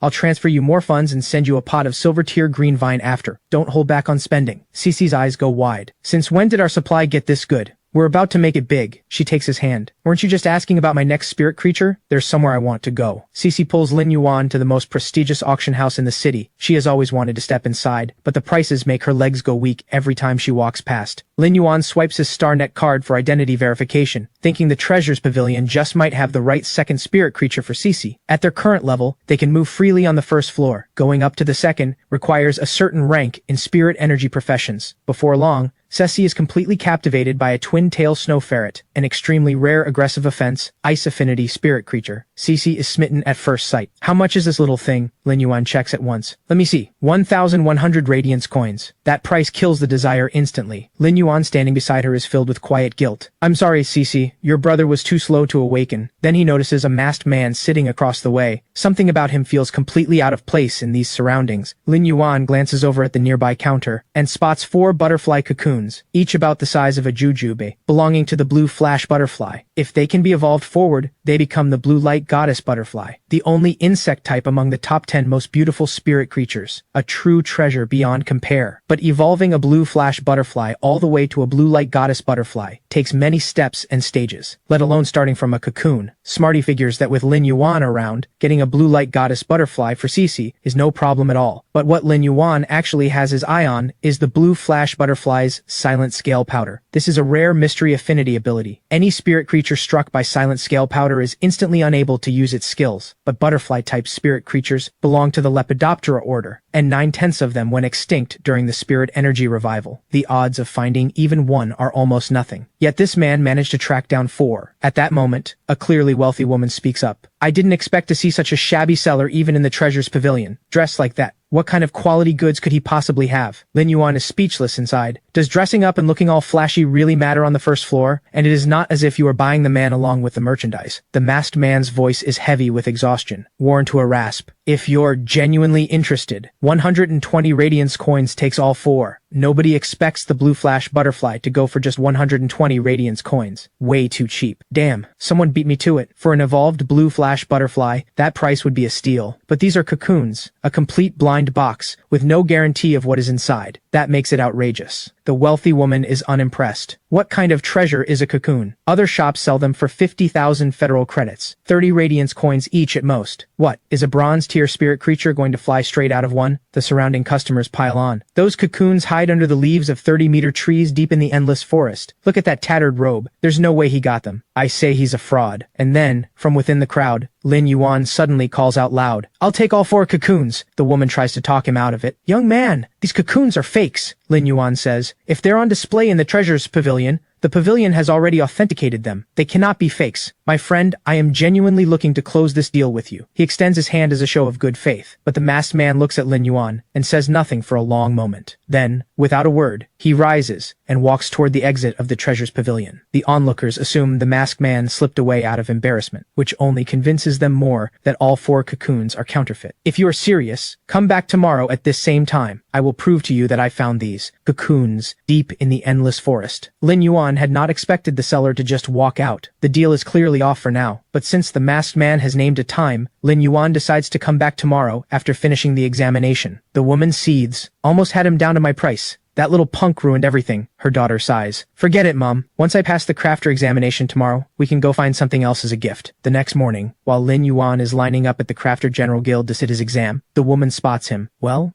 didn't expect the little punk to be a candidate too. This exam is far harder than usual. Only crafter families with real heritage can handle it. Someone like you? Ha! Before long, the woman's daughter receives the spirit creature she needs to evolve for her examination. When the red cloth is lifted, what is revealed is an elite-grade ironhead weasel. Elder Ning speaks from the podium. Candidates, each of you will have your own private breeding chamber for this examination. No one will disturb you. Give it everything you have. Lin Yuan is quietly relieved. A private chamber means no risk of anyone seeing what he can do. Elder Ning, for his part, is excited for Lin Yuan. Let's see what you're truly made of, kid. Don't let that letter of mine go to waste. Meanwhile, City Lord Ling Shao arrives at the examination venue. Elder Ning, am I late? Elder Ning replies, not quite. The last group of candidates has just gone in, so you've missed your chance to give a speech. Though on the bright side, you also won't intimidate them. Call it a win. Ling Xiao looks mildly exasperated. What good does it do that I won't intimidate them? Didn't Elder Meng and Elder Du already brief you on this? What's the exam question? Elder Ning chuckles. I'm no tyrant examiner. It's just a little iron-head weasel. Ling Xiao's blood runs cold. They really chose the most hated, most ill-tempered, and most skittish spirit creature in the whole field as the exam subject? A quietly unsettling air rises from Elder Ning. What do you think? Thoughtful of me, isn't it? I care about these young people right down to my bones. On the red dress girl's end, she cannot even get a grip on the iron-head weasel, let alone feed it any spirit materials. The other candidates manage to catch theirs, but cannot pry the iron-head weasel's mouth open no matter what they try. Lin Yuan activates Mobius's calm mind skill. The hot-tempered iron-head weasel yawns on the spot and settles right down. Outside,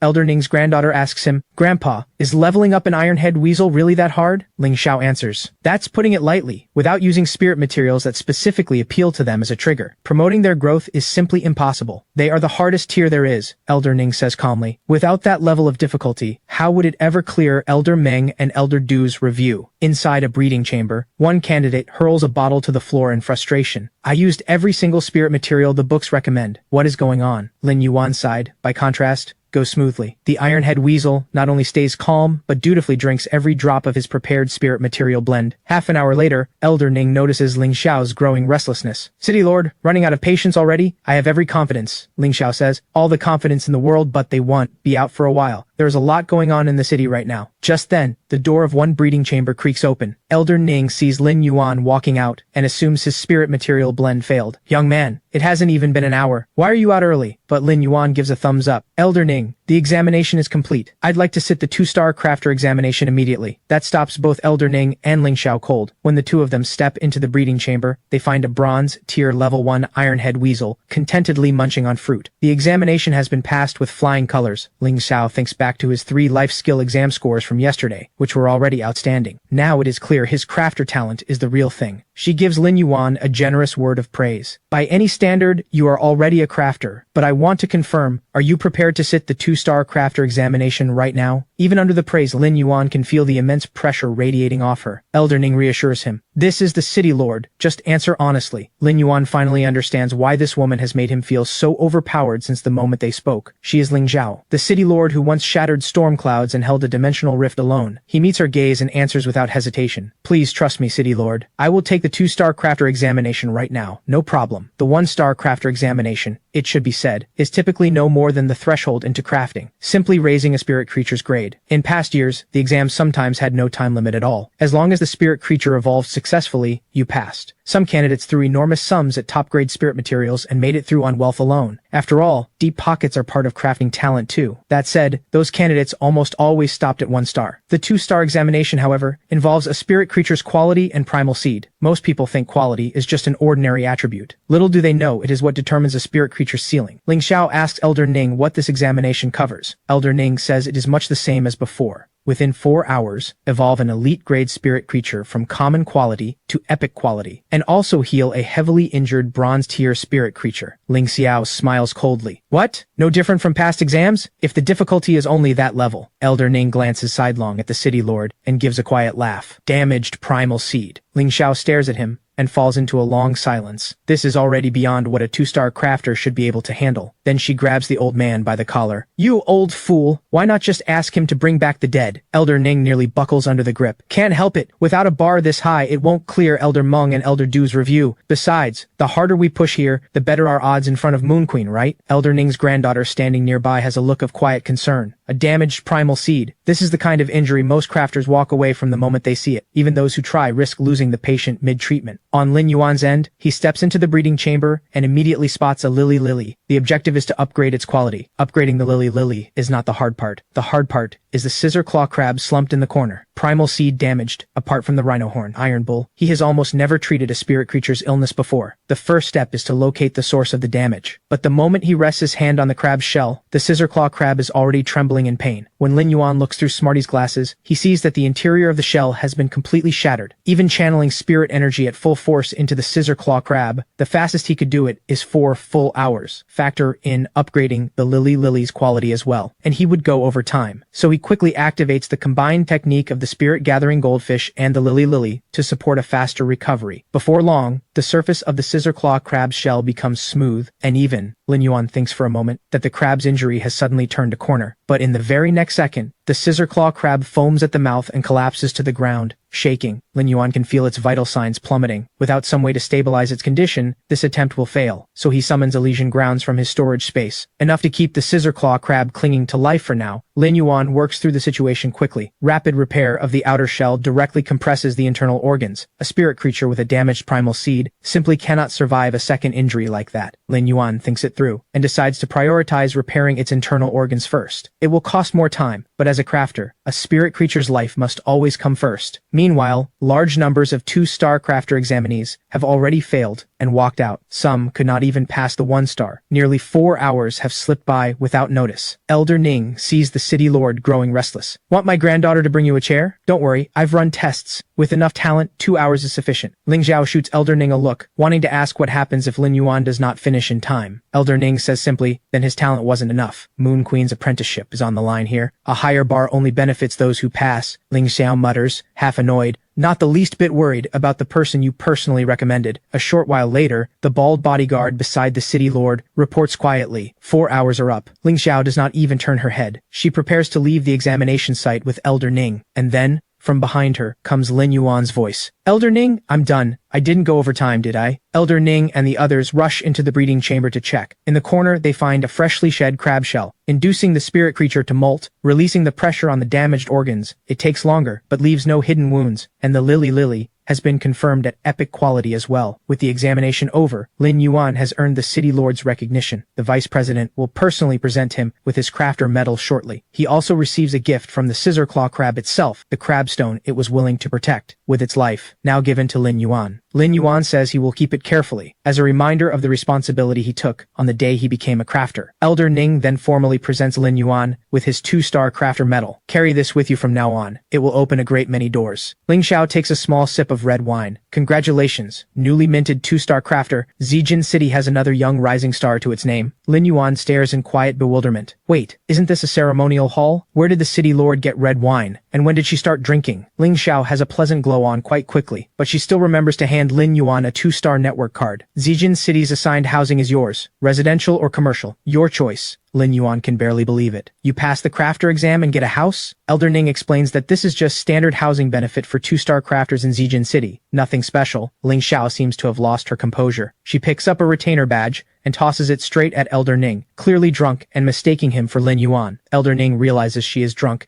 and quickly has someone escort her to her room to rest. Afterward, Elder Ning hands the retainer badges to Lin Yuan. Keep these 2 retainer badges safe. The retainer system goes back to the earliest days of frontier exploration, an era of extreme danger. Crafters would recruit people to help raise spirit creatures. In return, those people offered their own experience and combat strength, much like a house retainer. Over time, that tradition became the retainer system. These 2 badges certify to the Radiance Federation that you may have 2 retainers. This makes Lin Yuan think of the powerful fighter he met climbing the Star Tower. Clearly just a retainer serving some crafter all along. After leaving the examination site, he heads to the treasures pavilion and calls his sister. No need to celebrate. You need to start preparing for the 100 selection. When your results are out, that will make your brother happier than any party. Smarty asks whether Lin Yuan is really not calling Cece out to join them. Lin Yuan says she is only a first year now. Every single second counts if she wants to make the 100 selection. He is not going to be the one who holds her back. As Lin Yuan steps into the treasures pavilion, he notices the female receptionist's attitude is noticeably warmer. Welcome, crafter. Would you like a personal guide today? Lin Yuan declines and heads inside, only to find someone giving the masked man a hard time. My lord is doing you a favor by wanting your cocoons, and you actually told him you have a prior arrangement? Did you sign a contract? Did you take a deposit? The middle-aged man looks openly irritated. I'm a 1-star crafter. You should feel honored I'm even considering your cocoons. The woman behind him cheers him on. Exactly. Well said, honey. The masked man's voice stays unhurried. As I said, my arrangement with him is still 2 hours from now. If he doesn't show by then, we can talk. The retainer scowls and cracks his knuckles. Who do you think you are? Making my lord wait 2 hours for you? You're asking for a beating. And then Lin Yuan steps forward and catches the retainer's arm. My apologies. He has been waiting for me. The retainer glances at the medal on Lin Yuan's chest and his eyes go wide. A 2-star crafter. The title of 2-star crafter is something most ordinary people simply respect from a distance. But for a 1-star crafter, it is an entirely different matter. The middle-aged man drops all his earlier arrogance. In its place, comes careful, measured deference. A 2-star crafter, I apologize for my poor judgment. I meant no disrespect. But the daughter beside him still looks put out. What about my consolation gift for failing the exam? Seeing that Lin Yuan has no intention of making things worse for him, the middle-aged man takes his daughter's hand and hurries out of the treasures pavilion. The masked man steps forward. You came as agreed. I will prove to you that all 4 cocoons are genuine. Lin Yuan was about to wave off the trouble, but the masked man has already called over a staff member. Please take us to a private room on the 3rd floor. Lin Yuan watches this and is quietly impressed. This man is no ordinary figure either. The two of them are soon in a 3rd-floor private room where even the decorative plants are silver tier. The masked man then channels his spirit power and summons a source creature. Lin Yuan's pupils contract sharply because this source creature is a bug queen, but the bug queen's primal seed is damaged, barely clinging to life. Source creatures cannot recover using spirit materials the way other spirit creatures can. No wonder her contractor looks so broken. The masked man says, place your hand on the cocoon, and you will see the moment I found these 4 cocoons deep in the endless forest. Lin Yuan steps forward and presses his hand against the purple flesh cocoon. He can feel the waves of spiritual energy pulsing from within. In moments, an image takes shape in his mind. The masked man retrieving those 4 cocoons, moving freely through the most dangerous reaches of the endless forest as if it were nothing. But then the bug queen suddenly convulses in agony, and the violent burst of spiritual energy surges like a final desperate flare. At the same moment, the masked man curls in on himself, trembling on the ground, sharing every wave of pain with the bug queen. Lin Yuan acts immediately, channeling his spirit energy outward like cool, clear water, easing the bug queen's suffering. The masked man is stunned. This newly minted crafter actually brought relief to his bug queen. A higher-ranked crafter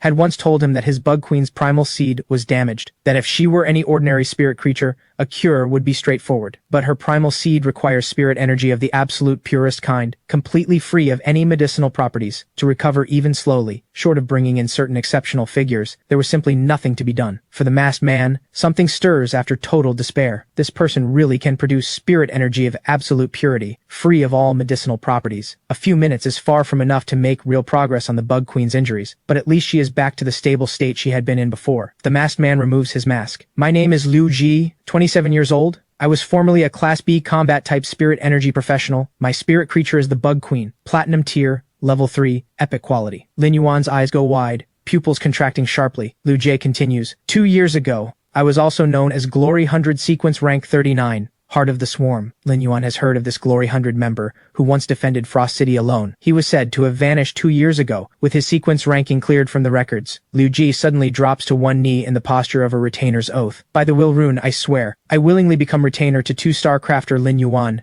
to guard and to serve. Should I break this oath, let heaven and earth reject me, and spirit energy forsake me. The moment the words leave his lips, a layer of profound chains rises from the purple will rune. One end of those chains binds fast to Liu Jie, and the other end drifts silently into the depths of Lin Yuan's spirit sense. In this moment, a bond of allegiance forms between the two of them. Lin Yuan had not expected Liu Jie to be serious. Wait, you just swore on a will rune. If you break it, you lose all connection to spirit energy. Liu Jie says, I want you to help heal my bug queen. I have nothing else to offer in return, so the only way I can commission you is as your retainer. Lin Yuan says there is no need for that. Liu Jie cuts him off. I, Liu Jie, have never asked anything of anyone. Every exchange in my life must be equal. Lin Yuan asks plainly, you don't even know what kind of person I am. Is it really worth wagering the rest of your life on this? Those words bring back to Liu Jie 2 years of searching. The man in white had tried to reassure him. Even if Zhu Jun had no answer, the Federation was full of remarkable people. Someone out there might specialize in exactly this, but every crafter he approached was at a loss. I'm sorry, if even Zhu Jun couldn't find a way, I certainly can't. Spirit energy of absolute purity, with no medicinal properties whatsoever, that's a pipe dream. It simply cannot exist. Young man, this creature cannot be saved. Asking those few to act would come at too great a cost. You are still young. Why cling to this bug queen, especially when lately, even your sequence ranking has? Liu Jie comes back to the present. The corner of his mouth shifts. Just barely. Worth it. From this day forward, I am the sword in your hand and the shield at your front. Lin Yuan is caught completely off guard. Is this right? Meanwhile, just outside the door, a group of female receptionists are buzzing with chatter. Who are those two who just went in? One of them must be the new crafter. The other one's harder to say, Sounds like management gave him the green light to stay here for free. Probably some last scion of a ruined family. Management is just keeping him comfortable. At that moment, Lu Jie throws open the door and calls out loud, "This way, my lord." Lin Yuan can only stand there grinning in painful awkwardness. Even if you just came to me directly for help with the Bug Queen, I would not have said no. But Lu Jie will not hear it. "My lord, please don't make jokes like that." Lin Yuan stammers. "Could you maybe not call me my lord?" Lu Jie answers, "Of course, my lord, I have matters to attend to right now and cannot follow you back to the lower district just yet. But you still owe me 120 radiance coins for the cocoons." Lin Yuan pauses. "You're already my retainer. Can't I get them for free?" Lu Jie gives him a look. Business is business. As Lin Yuan watches Lu Jie walk away, he grumbles inwardly. This Lu Jie, already my retainer and he won't even give a discount. Smarty tells Lin Yuan to stop fussing and hurry back to share the good news with Ying Ying. Lin Yuan is soon back at the house in the lower district. The moment he pushes the door open, he hears Ying Ying crying out in a panic. "Help!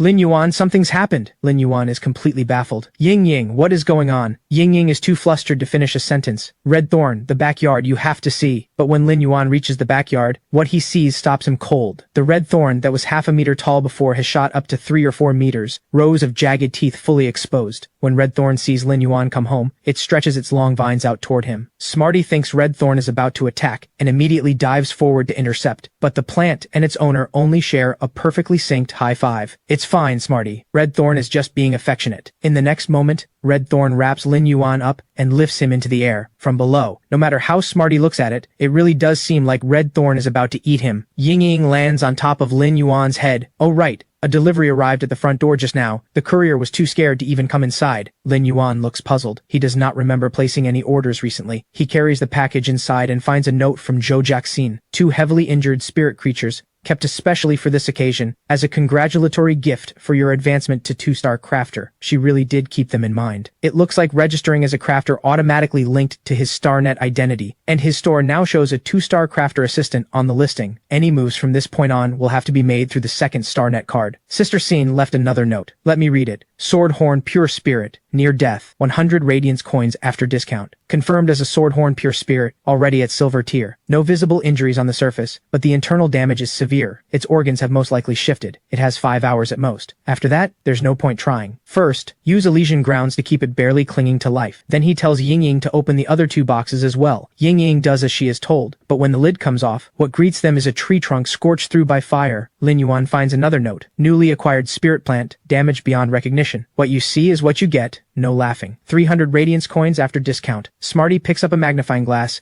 and examines it carefully. This isn't firewood. Even without the heartwood, there's still a faint trace of life in it. Looks like an osmanthus tree. Lin Yuan hears this and immediately moves closer, scanning the trunk with true data. Cinnabar Crimson Osmanthus. Gold tier, perfect quality. 5 skills, Osmanthus Aura, Petal Fall, Pure Blossom, Osmanthus Vitality, and Poison Ward. Lin Yuan stares at the data in disbelief. Good heavens, not just any Osmanthus. This is a Cinnabar Crimson Osmanthus with a perfect combination of skills and exclusive traits. It's the ultimate counter to poisons and dark forces. It can heal and purge even spirit-based toxins, and even the most stubborn curse-type poisons and spirit curse marks are no match for it. Smarty fixes his eyes on the note attached to the 3rd box, detected the energy signature of a gold-tier spirit creature during inspection, but couldn't identify what it was. So consider it a bonus gift. Lin Yuan finds this intriguing and immediately scans the 3rd box again with true data. That shriveled, charred black membrane inside the box. It's actually a treasure capable of boosting spirit power. It won't bear fruit until the platinum tier, but it's almost there. Jade Dew of the Crimson Osmanthus.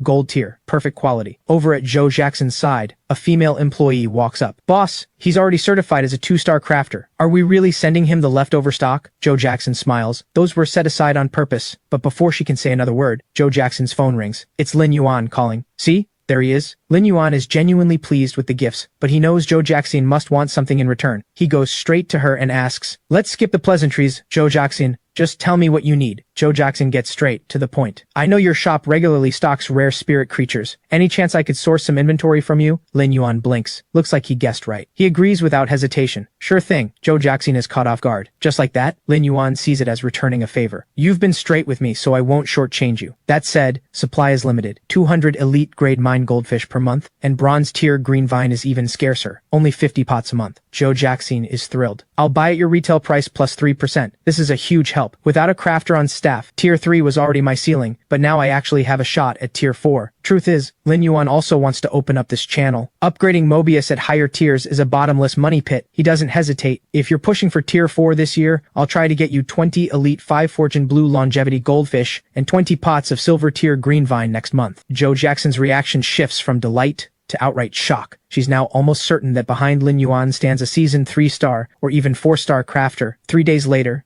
Lin Yuan scatters a large quantity of low-grade energy stones into the spirit conversion pool. After breaking down a portion, a thick layer settles at the bottom. He then heads to the Elysian grounds, where the Swordhorn Pure Spirit, having absorbed spirit energy and benefited from herbal treatment, is now ready for standard healing methods. Sure enough, healing from the inside out proves most effective for strengthening its foundation, and the results improve dramatically. And the real show is just getting started. Soon, the Swordhorn Pure Spirit finally breaks through the barrier within its body. A brilliant radiance ripples across its form as it undergoes a fundamental transformation of life itself. Wind Speed Swift Spirit, Gold Tier, Superior Quality. In addition to its original 4 skills, it gains one exclusive skill, Swift Gale. The Wind Speed Swift Spirit represents an unconventional evolutionary path for the Swordhorn Pure Spirit, trading close-range combat for raw spellcasting power, and Lin Yuan feels it. The spirit energy feedback from the evolution pushes him straight to the level of a Class C spirit energy practitioner, granting him the ability to condense spirit energy into liquid form. He continues feeding the Wind Speed Swift Spirit with Green Vine. You really pulled through. That was tough going these past few days. Here's your reward. Rest up here a little longer. He glances back at the box. With the spirit energy boost and the power of Elysian grounds combined, restoring the jade dew of the crimson osmanthus should be well within reach. On the other side, Lu Ji is grooming Ying Ying. Alright, grooming session complete for today. Ointment application will be added going forward. Lin Yuan is speechless. Lu Ji is just too serious about everything. If anything, he seems even more on edge indoors. Lu Ji spots Lin Yuan. Young master, have you finished your training? Lin Yuan gives a start. Yeah. Young master, your household spirit creature is quite adorable, Lu Ji says. Its intelligence far surpasses others of its kind. Exceptionally well raised. Smarty, who is in the middle of doing his business, feels a wave of pressure for the first time, and suddenly can't go at all. Lu Ji studies Redthorn's ferocious appearance. Every inch of it radiates killing intent. He recognizes it immediately as a devastatingly dangerous spirit creature. Young master, by my calculations, your current business scale is severely mismatched with your profit margin. For the health of the operation, production must be expanded as soon as possible. Lin Yuan feels a little awkward. You don't have to go out of your way like this. I gave you my word. I'll restore the Bug Queen. Lu Ji's pride runs deep. He turns away with a huff. No need to explain yourself, young master. I have my own principles. Lin Yuan doesn't drag it out. All right. Summon the Bug Queen. I want to estimate the recovery time. Lu Ji raises a hand, channels his spirit energy, and the Bug Queen appears. Lin Yuan looks the Bug Queen over carefully. You gave up 2 years of ranked matches for her sake, got dropped from the sequence ranking. Deep down, you must resent that. It's the question Lu Ji has always avoided. Of course I do. Lin Yuan walks over and places a hand on his shoulder. Then fight your way back. 2 or 3 months of treatment and she'll be healthy again. Lu Ji didn't expect it to be so soon. Thank you, young master. Lin Yuan immediately waves him off. No need for that. Are you familiar with the royal capital? That idea about expanding production, I've actually been thinking about it. Lu Ji asks. Are you considering a move to the royal capital, young master? The royal capital is the heart of the Radiance Federation, Lin Yuan says. 4 times the size of Zijin City. The resources and opportunities there are on a completely different level. Lu Ji, meanwhile, is already worrying about real estate prices. Lin Yuan pulls out the shop key he won as a crafter examination reward. He plans to sell his Zijin City shop and buy a new space in the royal capital. Head to the royal capital ahead of me and scout things out. Lu Ji lived there for 7 or 8 years. No problem at all. Any requirements for the shop, young master? Lin Yuan has no preference for location. His only requirement is space.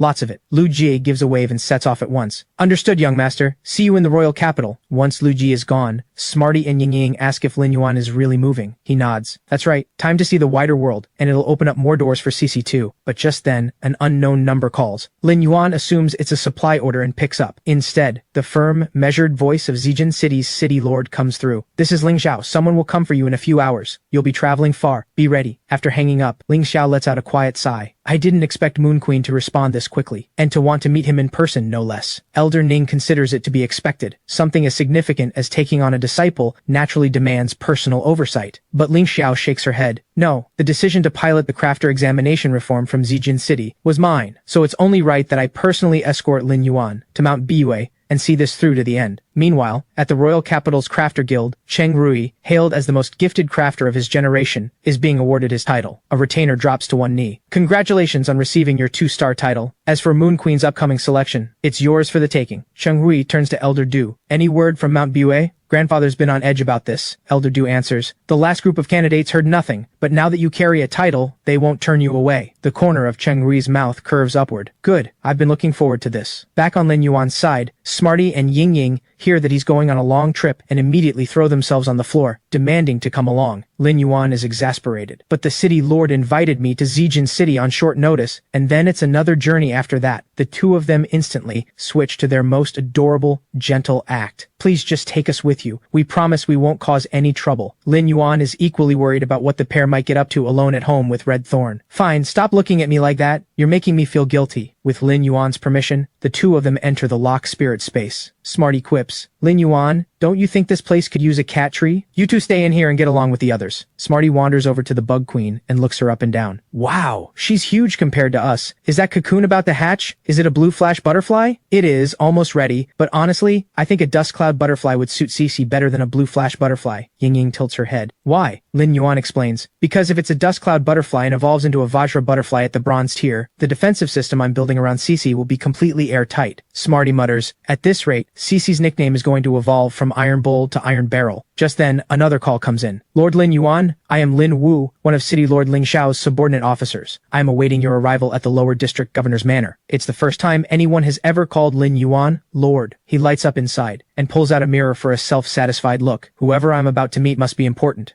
I can't look sloppy. Smarty glances over with a look of disdain. This is exactly why I kept telling you to watch your appearance. A few hours later, Lin Yuan arrives at the lower district governor's manor, and the sheer scale of the reception makes him break into a cold sweat. A sharp-suited, shaved-head man summons his spirit creature. No time to waste, Lord Lin Yuan. Please depart at once. Lin Yuan is completely dazed. He's barely stepped through the gate. Don't they even need to greet the governor? Time is short. Everything else can wait until Lord Lin Yuan returns. Lin Yuan boards Lin Wu's Crimson Wing Fire Eagle and takes off towards Zijin City. At the same time, the sky above the royal capital begins to dim. This is the most prosperous city in all of the Radiance Federation. A woman in a moon-silver robe gently touches the lotus blossoms in a garden pool. Beneath her fingertips, the crimson petals release their fragrance. Beside her, Moon Envoy Kangyue speaks. Congratulations, Moon Queen. In just over 2 years, this sunset jade lotus has already advanced to the diamond tier. Moon Queen looks down with a quiet sigh. A pity. Its diamond tier skill turned out to be offensive, not supportive. Kanju thinks it's extraordinary regardless. I'll transplant it to the lotus pond behind the palace later. Moon Queen smiles softly. That would be lovely. A lotus this fragrant and radiant deserves a grander setting than this courtyard. At that moment, the other Moon Envoy, Xuanyu, approaches with a list in hand. Moon Queen, the crafter examination Ling Xiao put in motion has produced a candidate. I've confirmed it. A perfect score across all 3 life skill spirit profession tests. Elder Ning wrote the questions personally, so the difficulty is beyond question. Moon Queen immediately takes the list and looks it over. A damaged primal seed, Elder Ning didn't hold back this time. Only 18 years old, a perfect score, and already passed the 2-star examination. That does qualify as talented. Kangju shakes her head repeatedly. Compared to you, Moon Queen, Xuanyu smiles. Naturally, no comparison, but exceptional among the new generation. I've already notified Ling Xiao to bring him here as soon as possible. A brightness enters Moon Queen's eyes. And a child of martyrs from the Spirit Suppression Division. A clean background. Well handled, Xuanyu. Xuanyu bows immediately. You're too kind. This is simply my duty. However, the Royal Capital's Crafter Guild, upon hearing of your intent to take on a disciple, has submitted another candidate, said to be the foremost prodigy of the younger generation, the crafter known as Feng Yang. I hope you will. Moon Queen raises an eyebrow. A title for someone so young? Could he already be a 4-star crafter at his age? Xuanyu gives a cool smile. Hardly. His name is Cheng Rui, and he's only a 2-star crafter. But at just 24, he already qualifies for promotion to 3-star. The title Feng Yang was petitioned by 3 vice presidents of the Crafter Guild as a mark of encouragement. Kangyue chimes in. That's quite the grand title. Could it be that this Feng Yang crafter is meant to lead the Radiance Federation one day? Xuanyu quickly clarifies. It's nothing more than an auspicious name. Moon Queen thinks Kangyue is reading too much into it. If it's meant as encouragement, it simply tells us the guild has invested heavily in this Feng Yang. Kangyue still isn't satisfied. Moon Queen, if I may speak plainly, word of your intention to take a disciple has spread everywhere. The Crafter Guild has now pushed 7 or 8 candidates your way. Adding a fancy title on top of it is nothing but another layer of spin. Moon Queen burns the list. No matter. Since the guild is this eager, I can hardly keep turning them down. Ling Xiao's party should arrive tomorrow. Bring this Fengyang crafter along as well. Shan Yue looks a little hesitant. There's one more. Dean Wang of the Spirit Energy University's Crafter Academy has also put forward a candidate. He is not only a crafter, but also Glory 100 Sequence Rank 3, Long Tao. Moon Queen glances back. Bring them all. It would be worthwhile to see what the finest of the younger generation are truly capable of. Kangju watches Moon Queen's calm confidence. Could it be that you've already made your choice, Moon Queen? Moon Queen smiles. Whether I have or haven't, I won't know for certain until I've tested them myself. Both Moon envoys feel a quiet jolt. It's clear she already has someone in mind. Kangju asks, then should we start preparing the assessment questions right away? Moon Queen says no. What matters most right now is getting the gifts ready. Kangyu, come with me to the breeding chamber, quickly. When I take on a disciple, the first meeting gift cannot be an afterthought. Both Moon envoys are left speechless, and let out a simultaneous sound of disbelief. Back on the other side, the moment they arrive in Zijin City, Lin Wu takes Lin Yuan straight into the main hall of the City Lord's manor. The whole setup feels grand. Even the City Lord's own officer hasn't said a word about the timing. When he steps inside, he finds the City Lord already waiting. It's been a long journey. Time is short. Join me for a simple lunch, and I'll take you to the royal capital this afternoon. City Lord Ling Zhao tells Lin Yuan that Moon Queen wants to see him, one of the legendary 3 5-star crafters. As for the reason, Ling Xiao offers nothing. It concerns Moon Queen's intentions. I can't say more, but Lin Yuan is already lost in excitement. Moon Queen, one of the 3 5-star crafters, an idol to the entire Federation. I never imagined she'd want to meet me. I have to tell Cece all about this when I get back. Meanwhile, at the Spirit Energy Academy, Elder Du is also submitting a recommendation to Moon Queen. Long Tao, it's time to go. We're meeting Moon Queen. You can't afford to be sloppy. You've been training so hard today. Are you sure it won't affect your performance? Long Tao is not only Glory 100 Sequence Rank 3, but also a remarkably gifted crafter. Quite the opposite. I'm at my peak right now. On Lin Yuan's side,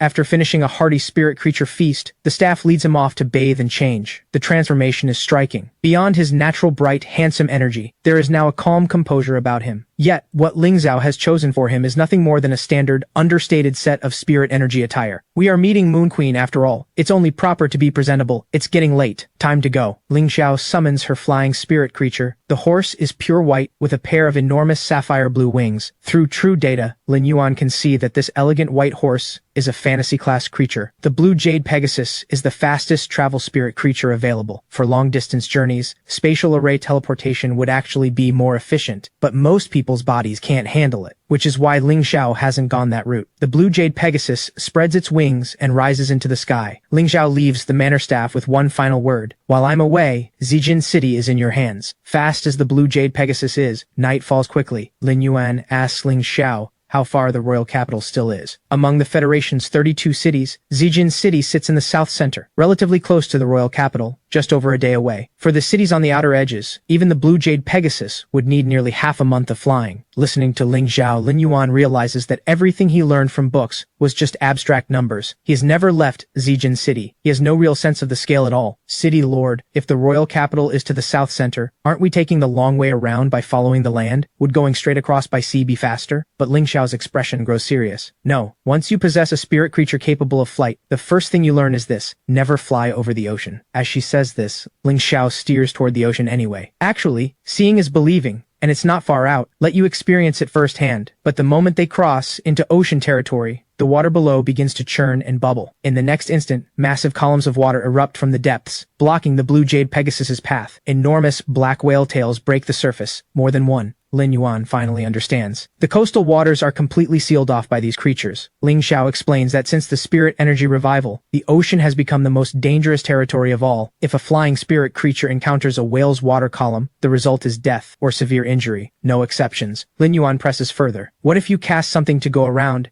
and head straight into the deep sea? Ling Xiao looks at him. Even less possible, because in the deep sea, there are mythical class creatures. Those few words send a chill across Lin Yuan's entire body. He had no idea ocean spirit creatures could be this terrifying. When a spirit creature reaches legendary quality and merges with a will rune born from the will of heaven and earth, it becomes a fantasy class creature, already a being that nearly defies imagination. But mythical class creatures stand above even that. Each one that appears is like the birth of an entirely new legend. Lin Yuan had assumed the fantasy class was the pinnacle. He now learns that something exists beyond even that. Still reeling from the revelation, he mutters aloud, "No wonder even a diamond tier fantasy class creature has to give way out here." The moment the words leave his mouth, Ling Xiao turns and looks at him. The fact that he could identify the blue jade Pegasus's tier, that level of discernment, is not what she would expect from someone who just passed the 2-star crafter exam. He might actually have what it takes to earn this opportunity. She then cautions him, "The existence of mythical class creatures is classified information within the Federation. Do not speak of it. As for the classification of fantasy class creatures, how much do you know?" The question ignites Lin Yuan's curiosity. "I don't know anything about it. Please, City Lord, tell me." Ling Xiao explains patiently. The classification of fantasy class creatures is called the Fantasy 5 transformations. Each transformation is a step closer to the heavens. This blue jade Pegasus is only a first transformation creature. Lin Yuan burns the words into his memory. Fantasy 5 transformations, and this Pegasus is only the first. Ling Xiao continues. Even as a crafter,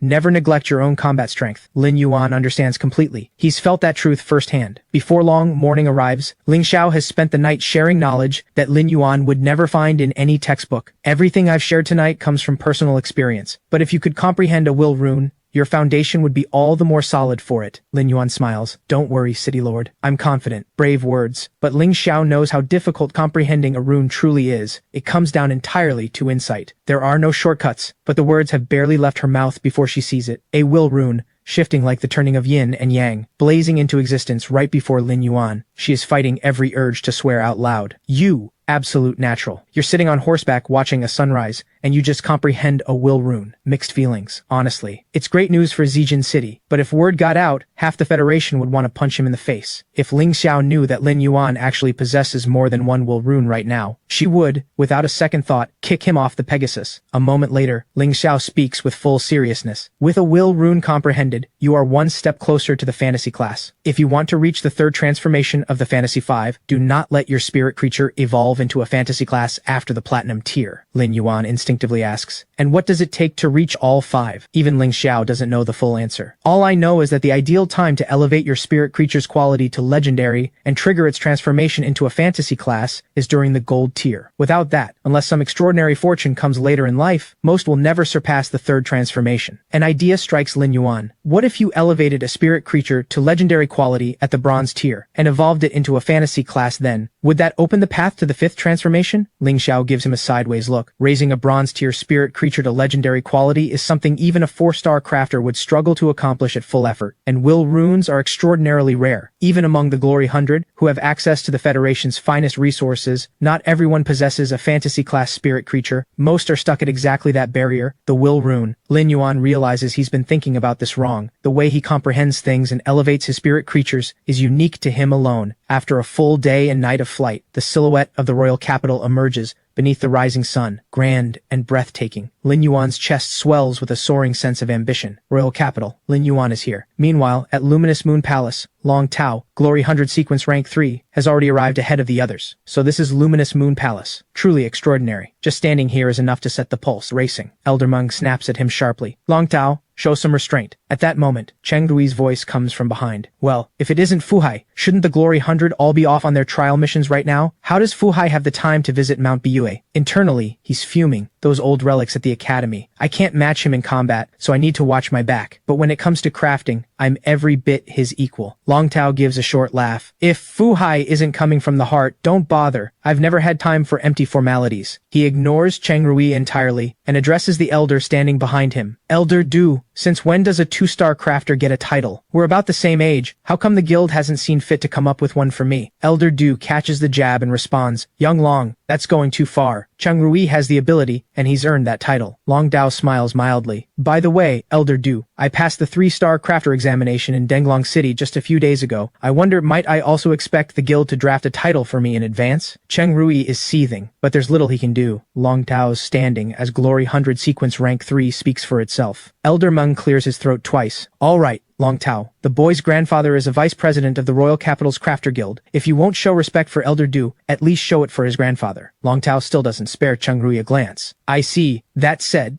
even if the guild drafted a title for me right now, I wouldn't accept it. When I reach 4-star crafter, I'll claim my own title on my own terms. The words land like a slap across Cheng Rui's face. Damn him. This is a contest of crafter talent. Everything comes down to Moon Queen's judgment. You think I'll actually lose to you? Every obstacle in my way is going to fall. Elder Monk suspects the title of top young crafter is about to change hands. Elder Du, on the other hand, is genuinely irritated. Elder Meng Long Tao is a 3-star crafter registered and examined through our Denglong City Guild. That makes him one of our own. Elder Meng lets out a cold laugh. Giving yourself a bit too much credit there, aren't you? Go ahead and ask the Denglong City Guild whether they consider themselves the same institution as the Royal Capital Guild. By that logic, every student in the Federation is enrolled in our academy. Even Cheng Rui didn't expect the 2 biggest names in the Royal Capital's crafter world to be squabbling like this in public. Have they no shame? But Long Tao is utterly unbothered. Still less ridiculous than you. The version of you on StarNet is quite different from the one standing here. Quite the young visionary. And with that, he pulls up Cheng Rui's interview for everyone to see. Cheng Rui's face shifts from pale to a deep, furious crimson. Long Tao, you've gone too far. Your crafter talent is nothing special compared to mine. You're just 1 year older than me. In a year, I'll be 3-star too. Long Tao laughs softly. Pathetic. Someone who can't even face their own weaknesses. Truly sad. The words Cheng Rui was about to fire back die in his throat. Just then, a voice, warm, clear, and composed, fills the air. It seems to come from right beside them, yet from nowhere at all. Apologies for the wait, everyone. I come by Moon Queen's command to receive Elder Du and Elder Meng. The 2 elders stop their quarrel immediately. Thank you for coming, Moon Envoy Xuanyu. Long Tao finally turns toward the source of the voice. He guesses she's a support-type, king-rank spirit energy practitioner. The 2 elders ask, Moon Envoy, when does Moon Queen expect us? Xuanyu answers at her own pace. There's no rush. All of you are honored guests.